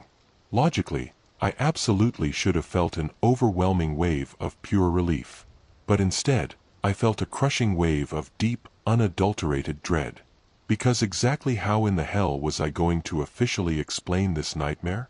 How was I possibly going to write a mandated, official police report about what had actually transpired here without sounding completely, certifiably insane? The terrifying answer was simple. I fundamentally couldn't. 2 state trooper cruisers rolled up the gravel driveway, followed closely by a sheriff's department SUV. 4 officers stepped out, flashlights aggressively sweeping the property, their hands resting securely on their weapons. I instantly recognized 2 of them, Trooper James Kelso and Deputy Sandra Martinez. Both were solid cops. Consummate professionals. I met them at the front door, Bo standing firmly behind me with his shotgun lowered but ready. "Caldwell," Kelso said, his eyes scanning me for injuries. "What's the exact situation? Your radio call mentioned an aerial phenomenon." "It's gone now," I stated carefully. "But we experienced multiple unusual occurrences. Severe electronic malfunctions, strange atmospheric effects, unexplainable lights. Mr. Harrington's livestock was behaving incredibly abnormally, and we both endured what I can only describe as exposure to some kind of unknown technology." Martinez was writing in her notepad, her expression heavy with skepticism. "Unknown technology? Can you be more specific?" "No," I admitted. "I can't. I don't know exactly what it was, but it was absolutely real. It was here, and it left physical evidence behind. Check the barn roof. There should be some kind of energy signature or residue from whatever was producing that intense light." Kelso and Martinez exchanged a loaded glance, the specific kind of look that silently communicated they thought I had completely lost my mind. But they were professional enough not to say it out loud. They executed a thorough sweep of the entire property. They meticulously checked the barn, the sprawling pastures, the house. They took photographs, measured the area, and hunted for any physical evidence of what I had reported. They found absolutely nothing. No residue on the corrugated roof. No physical traces. Zero logical explanation for the cattle's paralyzed behavior or the severe electronic malfunctions. After 2 agonizing hours, they were ready to leave. Kelso approached my cruiser, his expression carefully neutral. "Caldwell, we didn't find a single thing that supports your report. No evidence of aircraft, no unusual energy readings. Harrington's cattle appear perfectly healthy. There is absolutely zero indication of any threat." "What about the time distortion?" I challenged. "Both our phones explicitly showed incorrect times. That has to be documented. Could it be a localized electromagnetic pulse? Maybe a passing military test from the Air Force Base." "Happens sometimes out here," Kelso offered. "Nothing to worry about." "And the sudden temperature drop?" "The house was literally freezing, James. Old houses get cold at night, especially with the wind. Could have simply been a heavy draft." He was intentionally giving me an out. A convenient way to officially walk back my bizarre report and explain away the impossible as a series of mundane events misinterpreted under high stress. Part of me desperately wanted to take that out. To simply nod and pretend everything could be rationally explained. But I couldn't. Because it had been undeniably real. I am standing firmly by my report, I stated. Something non-standard was here, and Mr. Harrington can fully corroborate everything I witnessed. Kelso looked at Bo, who offered a firm nod. She's telling the absolute truth. All of it happened exactly like she said. All right, Kelso sighed after a long pause. I'll file the report exactly as submitted.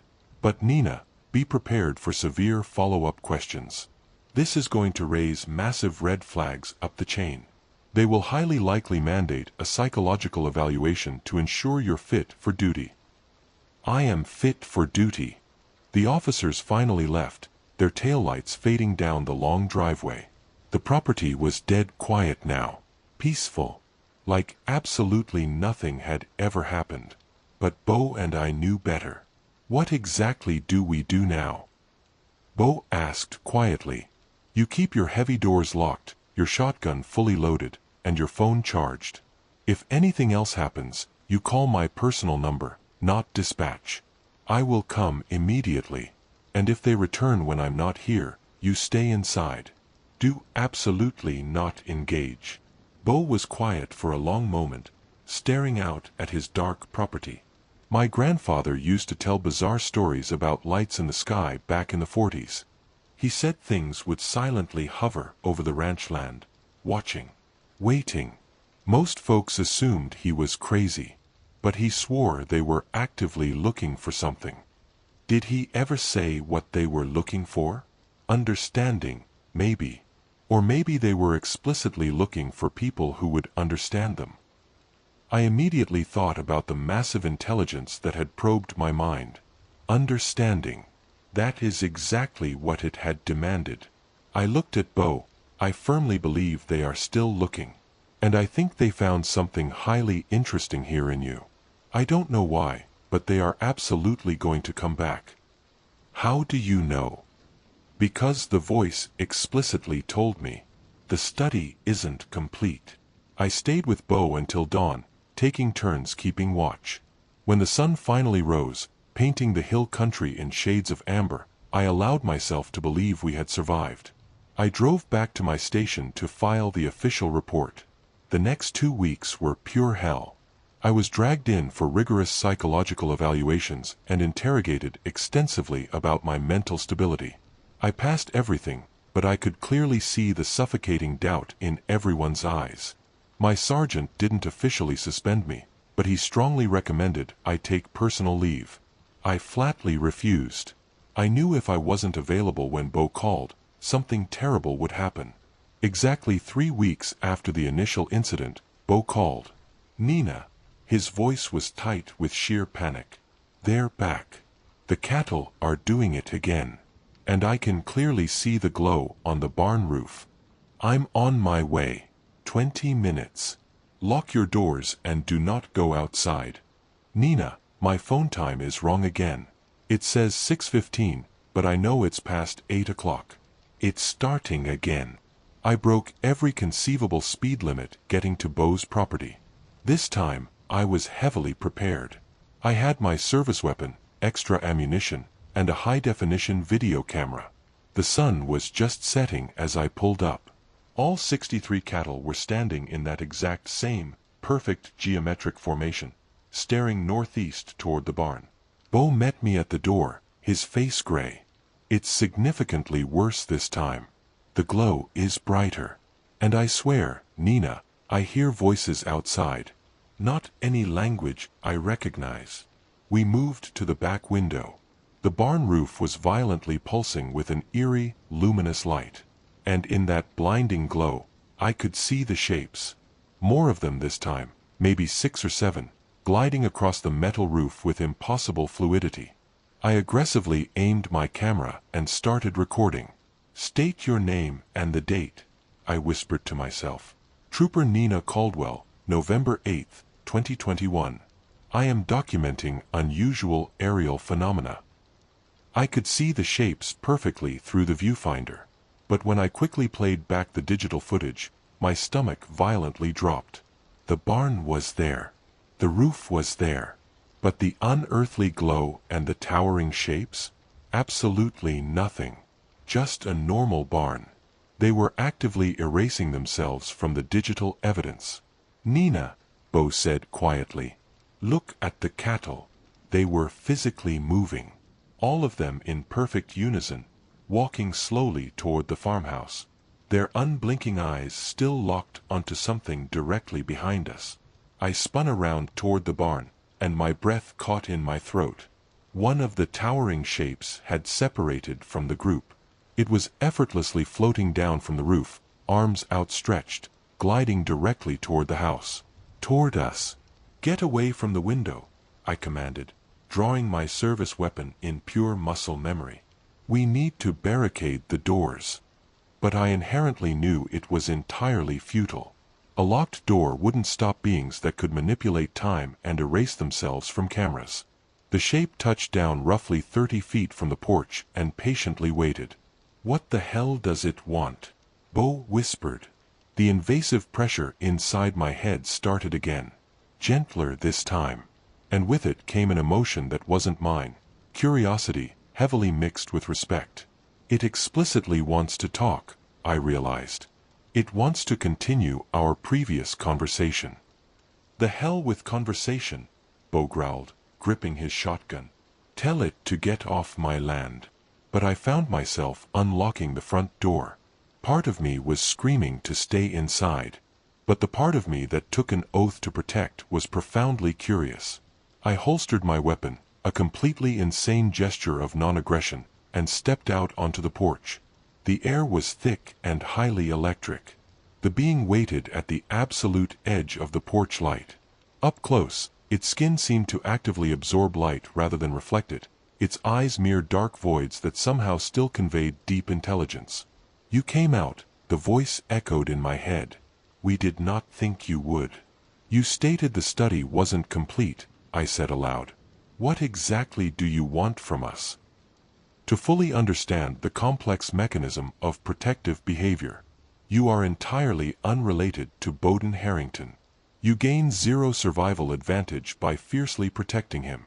Yet you do so at severe risk to yourself. This deeply fascinates us. We critically need to understand the subjective experience of empathy, and to do that, we urgently need to test it." A cold dread settled in my stomach.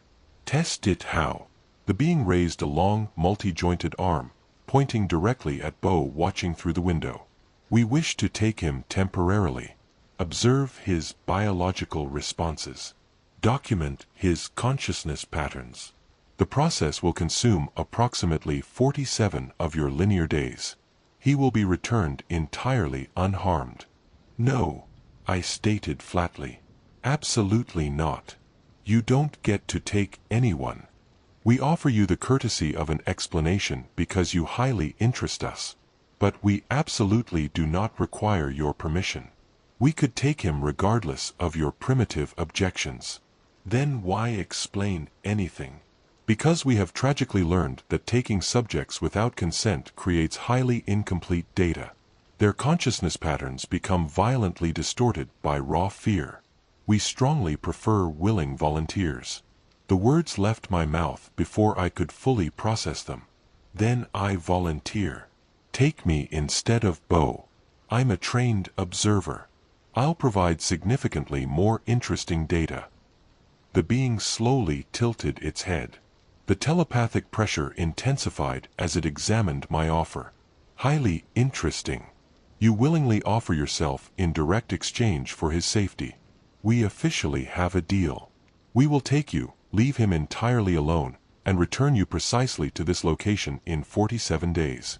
And this property becomes permanently off limits to your research," I demanded. "Acceptable. But we require verification of your sincerity.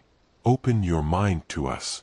I didn't know how to intentionally do that, so I simply thought about Bo's terror, my sworn duty to protect, and the intrinsic value of human empathy. The pressure swelled painfully in my skull, then smoothly receded. "We perceive absolute truth in you. The exchange will occur immediately." "Wait." I panicked. "I need time to prepare. To tell people where I'm going." "Time is the singular thing we cannot provide. Atmospheric and gravitational conditions are optimal right now. Take my appendage. I quickly pulled out my phone and fired off a frantic text to Kelso, taking voluntary action to resolve situation. Will explain everything in 47 days. Please check on Bo. Not a breakdown. Real. Trust me. Nina. I hit send, hoping it would push through the interference. Then, I reached out my trembling hand and touched one of the points of light on the being's fingers. The world violently dissolved. I was instantly transported back into that impossible purple-gray field. But this time, I wasn't alone. Hundreds of bizarre, shifting entities moved through the massive space. And above it all, that massive, collective consciousness spoke as one. Welcome to the study, Nina Caldwell. Your voluntary participation will help bridge the cosmic gap between our kind and yours. How long will it actually feel like for me? I thought into the void. Time flows wildly differently here. The 47 terrestrial days may psychologically feel like mere minutes, or several lifetimes simultaneously. But your biological body will only age 47 days. Before I could ask anything else, I felt my consciousness violently fragmenting. I was being meticulously examined and rigorously documented from every conceivable dimensional angle. My last coherent thought was a desperate hope that Bo was safe. Then, there was only the endless, eternal study. When I finally woke up, I was lying face down in real, terrestrial grass. The Texas sun was warm on my face. Birds were singing. I sat up slowly, my entire body aching. I was back in Bo's east pasture. The cattle were casually grazing, completely ignoring me. I frantically checked my phone. The battery was somehow still fully charged. The digital date made my heart violently stop. December 25th, 2021. Christmas Day. Exactly 47 days, just as promised. But psychologically, I felt exactly like I had lived several lifetimes. I stumbled toward the farmhouse. Bo burst through the front door, running toward me with a look of absolute disbelief. Nina! Oh God, you're actually back. He caught me before I collapsed. Everyone has been relentlessly searching for you. The state police, the FBI. We all thought you were dead. I'm okay, I breathed, though my mind felt vastly too large for my skull. I was perceiving information in ways I never had before. Colors possessed texture. I could almost visually see the fluid flow of time itself. What exactly did they do to you? Bo asked. They meticulously studied my empathy, my human connections, and I firmly think they finally learned the possibility of genuine communication between vastly different consciousnesses. It fundamentally changed me, Bo. Over the next few hours, as Bo made frantic calls, I realized the massive scope of my disappearance. A nationwide manhunt had ensued, but my final text message had miraculously gone through. Kelso had taken it seriously. He had quietly monitored Bo's property and collected subtle evidence that something highly unexplainable was occurring. It wasn't a smoking gun, but it was enough to prove I hadn't simply run away. When I gave my official statement to the federal investigators, I told them the absolute truth. The beings, the telepathic study, the voluntary 47-day exchange. Most assumed I was deeply delusional. But a select few who had worked highly classified cases listened incredibly carefully. In the end, I officially kept my badge. On paper, it was a dissociative episode. Off the record, I was sternly warned to keep my mouth entirely shut about UFOs. 3 months later, I was actively back on patrol. My expanded perceptions had stabilized, but I still utilized my new intuition to effortlessly locate missing persons and sense imminent danger before it physically manifested. I kept my promise and visited Bo regularly. The beings had kept their word. The glowing lights never returned to his barn. The terrifying study was officially complete. One evening, watching the sunset from his porch, Bo asked, "Do you honestly think they're still out there?" "Probably," I replied. "They invested massive resources to understand us. They won't just stop. Does that terrify you? No. Because they aren't inherently evil. Just relentlessly curious. And maybe someday, if we're incredibly lucky, we'll finally be ready for real, open partnership between species. Bo sighed heavily. Sometimes I wake up and wonder if this was all just a bizarre nightmare. I know the feeling, I smiled. But we know the absolute truth. And that has to be enough.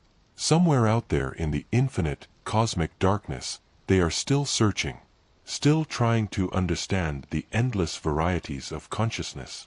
And here I am, a Texas state trooper possessing slightly too much perception, carrying the memory of an impossible 47-day journey. My name is Nina Caldwell. And this is exactly what happened to me in the hill country. Every single word is true. My name is Ty Landers, and I have been professionally repairing vehicles out in West Texas for over 15 years.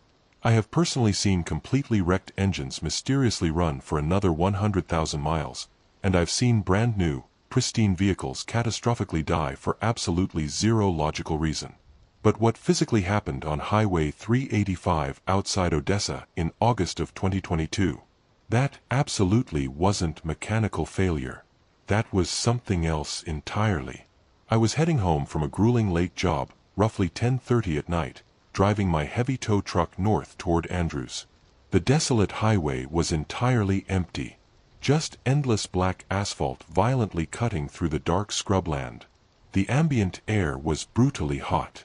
I had my windows rolled down, country music softly playing, thinking about absolutely nothing except securing a cold beer, when I abruptly spotted a vehicle stalled on the shoulder. It was a silver Honda Civic, its hazard lights blinking incredibly weakly. A woman was standing next to it, her phone held high in the air, desperately hunting for a cellular signal. I slowed down, pulled in directly behind her, and grabbed my heavy flashlight. "Evening," I called out, keeping my hands highly visible so I wouldn't spook her. "Having some car trouble?" She turned, and a massive wave of relief washed over her face. She was wearing medical scrubs, her name tag reading Elena Ruiz, RN. "Thank God," she exhaled. "My car literally just died. 1 second it was running flawlessly, the next, absolutely everything just shut off. Zero warning lights." "Pop the hood for me," I offered. I walked to the front grille and lifted the heavy hood. That is exactly when I noticed the very first impossible thing. The entire engine block was heavily coated in thick West Texas dust, entirely normal. But dead in the exact center of the engine block, there was a perfectly pristine, flawlessly clean circle. Roughly 8 inches across. Not casually wiped clean. It looked exactly as if an advanced laser had aggressively vaporized every single microscopic speck of dust in that exact geometric spot. "That is incredibly weird," I muttered. "What's weird?" Elena asked, peering over my shoulder. "Look at that perfectly clean circle. Dust fundamentally doesn't just disappear like that." I checked the battery connections and the alternator belt. Everything looked mechanically flawless. "Try starting it right now," I told her. She aggressively turned the key. Absolutely nothing. Not even a faint click. That is exactly when I physically felt it. A heavy, suffocating atmospheric pressure. Exactly like the electric tension that makes the hairs on your arms stand straight upright before a massive thunderstorm. The entire desert had gone terrifyingly, completely silent.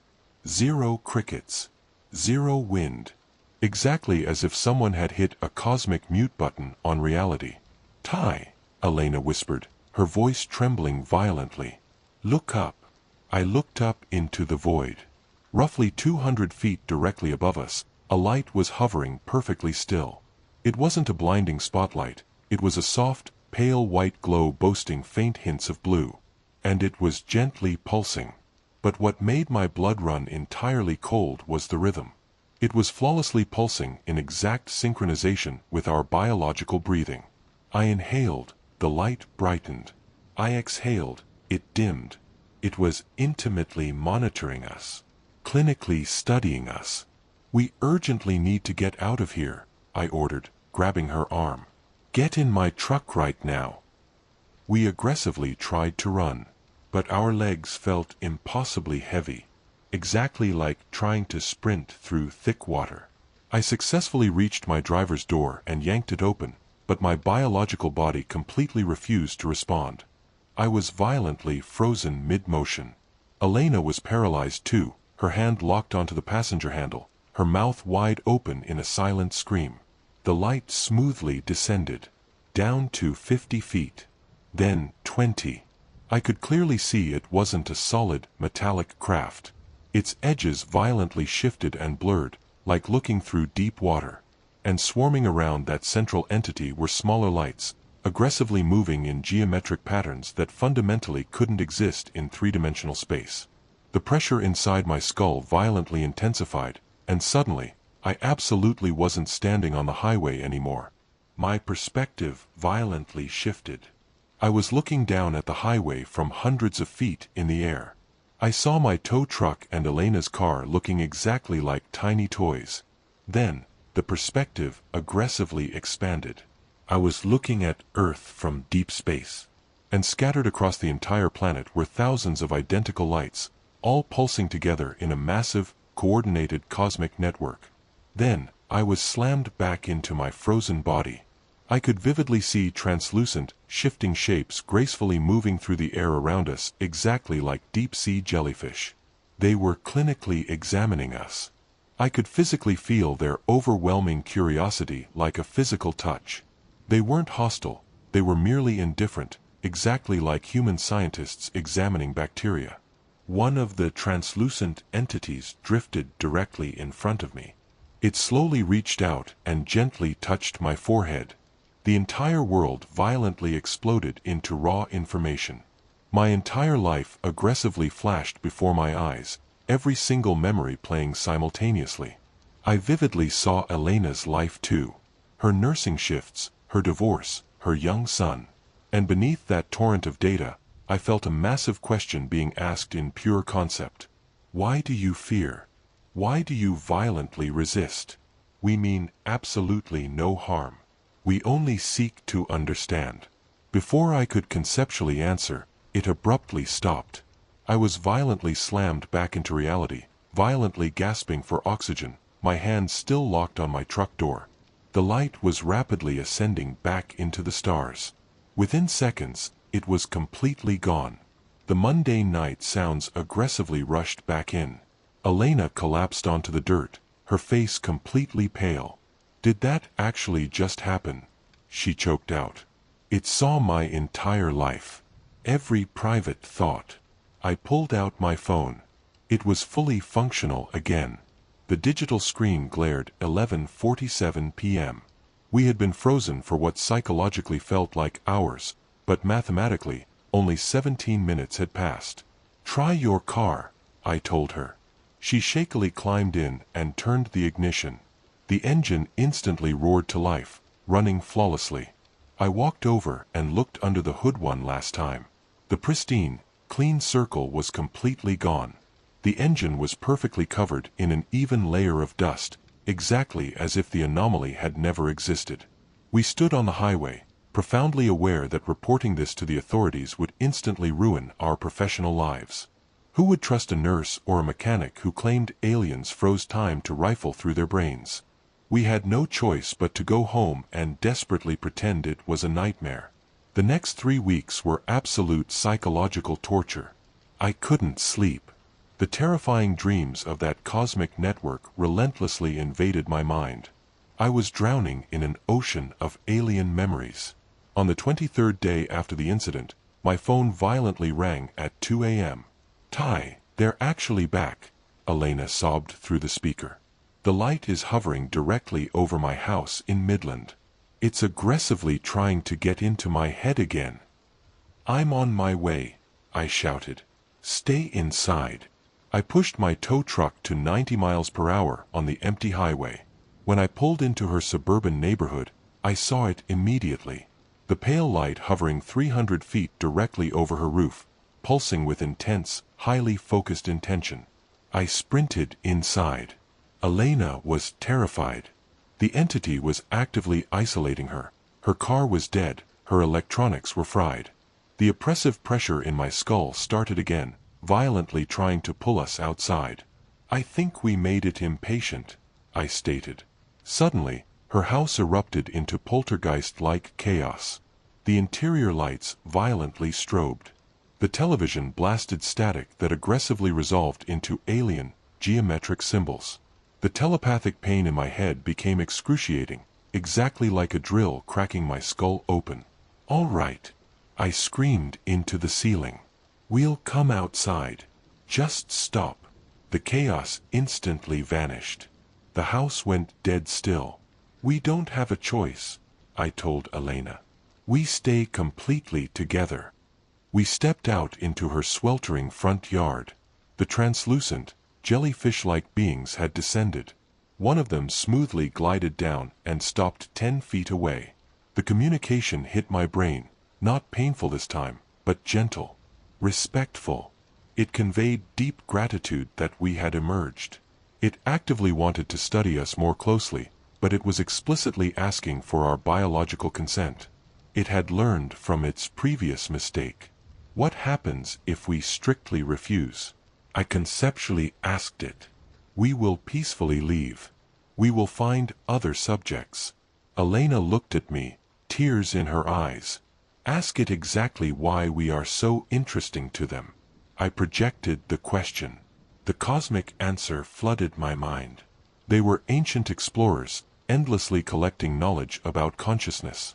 Humans fascinated them because we were wildly emotional, beautifully flawed, and highly irrational. We made decisions based on love and fear instead of pure, cold logic. To them, we were wonderfully messy. The entity offered a cosmic trade. If we consented to be fully studied, they would grant us a glimpse of their vast knowledge. Cures for terminal diseases, infinite clean energy, the truth about the universe. "I want to say yes," Elena whispered, her voice breaking. "I'm a nurse, Ty. If they possess knowledge that could save my dying patients, how can I possibly say no? If we do this, we do it together," I finalized. I projected our agreement. The massive craft descended. The blinding light entirely enveloped us, and our feet gently left the terrestrial ground. We were pulled upward into the ship. Inside, it absolutely wasn't metallic or sterile. It was a massive space constructed entirely of solid, shifting light. We floated in the center, tightly holding hands. The translucent being gently touched my forehead, respectfully browsing my memories. It analyzed my profound need to fix broken things, to be useful. Then it touched Elena, deeply examining her raw compassion and her willingness to absorb others' pain. Suddenly, Elena and I were profoundly connected to each other. I intimately felt her deep loneliness, her grief over her divorce. She vividly felt my isolation, my hiding from vulnerability by burying myself in work. We stood there crying, flawlessly understanding another human being for the very first time. Then, the promised cosmic knowledge violently flowed into our minds. I vividly saw the intricate cures for cancer. I saw advanced technology capable of folding spacetime. I saw the vast, sprawling web of alien civilizations scattered across the galaxy. We were absolutely, definitively not alone. But a harsh, telepathic warning accompanied the data. This knowledge is vastly too dangerous for humans at this stage. You would use it to destroy yourselves. As fast as the knowledge had arrived, it began rapidly fading from our conscious minds like a dream. When will we actually be ready? Elena aggressively demanded of the entity. When will you return and share this to save us? When compassion becomes your biological default, rather than your rare exception, the entity replied. The study was officially complete. The blinding light gently lowered us back down into Elena's front yard. The translucent beings seamlessly drifted away, their massive craft shooting upward into the stars until it vanished entirely. I checked my phone. 2:47 a.m. Only 10 linear minutes had passed on Earth. "I can still feel you," Elena whispered, looking at me. "Like there is a permanent thread connecting us now." "I feel it too," We hugged tightly in the sweltering yard, two isolated strangers who had survived the impossible together. 3 months later, we sat in a diner on the outskirts of Midland, drinking coffee. We talked about her son, my work, and the beautiful mundane things that anchored us to reality. "Do you honestly think they are watching us right now?" she asked, looking up at the sky. "Probably. They are always watching." "Does it bother you?" "Not anymore," I smiled. Of all the species in the cosmos, they found our messy, emotional humanity fascinating. That has to count for something. I don't possess a shred of physical proof. My phone recorded absolutely nothing. But I know with absolute certainty that it was real. Elena knows it was real. And somewhere out there, traversing the infinite dark between the stars, they know it was real too. They are patiently waiting for us to grow up. Waiting for us to deserve the truth. My name is Ty Landers. I am a mechanic in West Texas. And I absolutely believe in aliens. Every single word is true.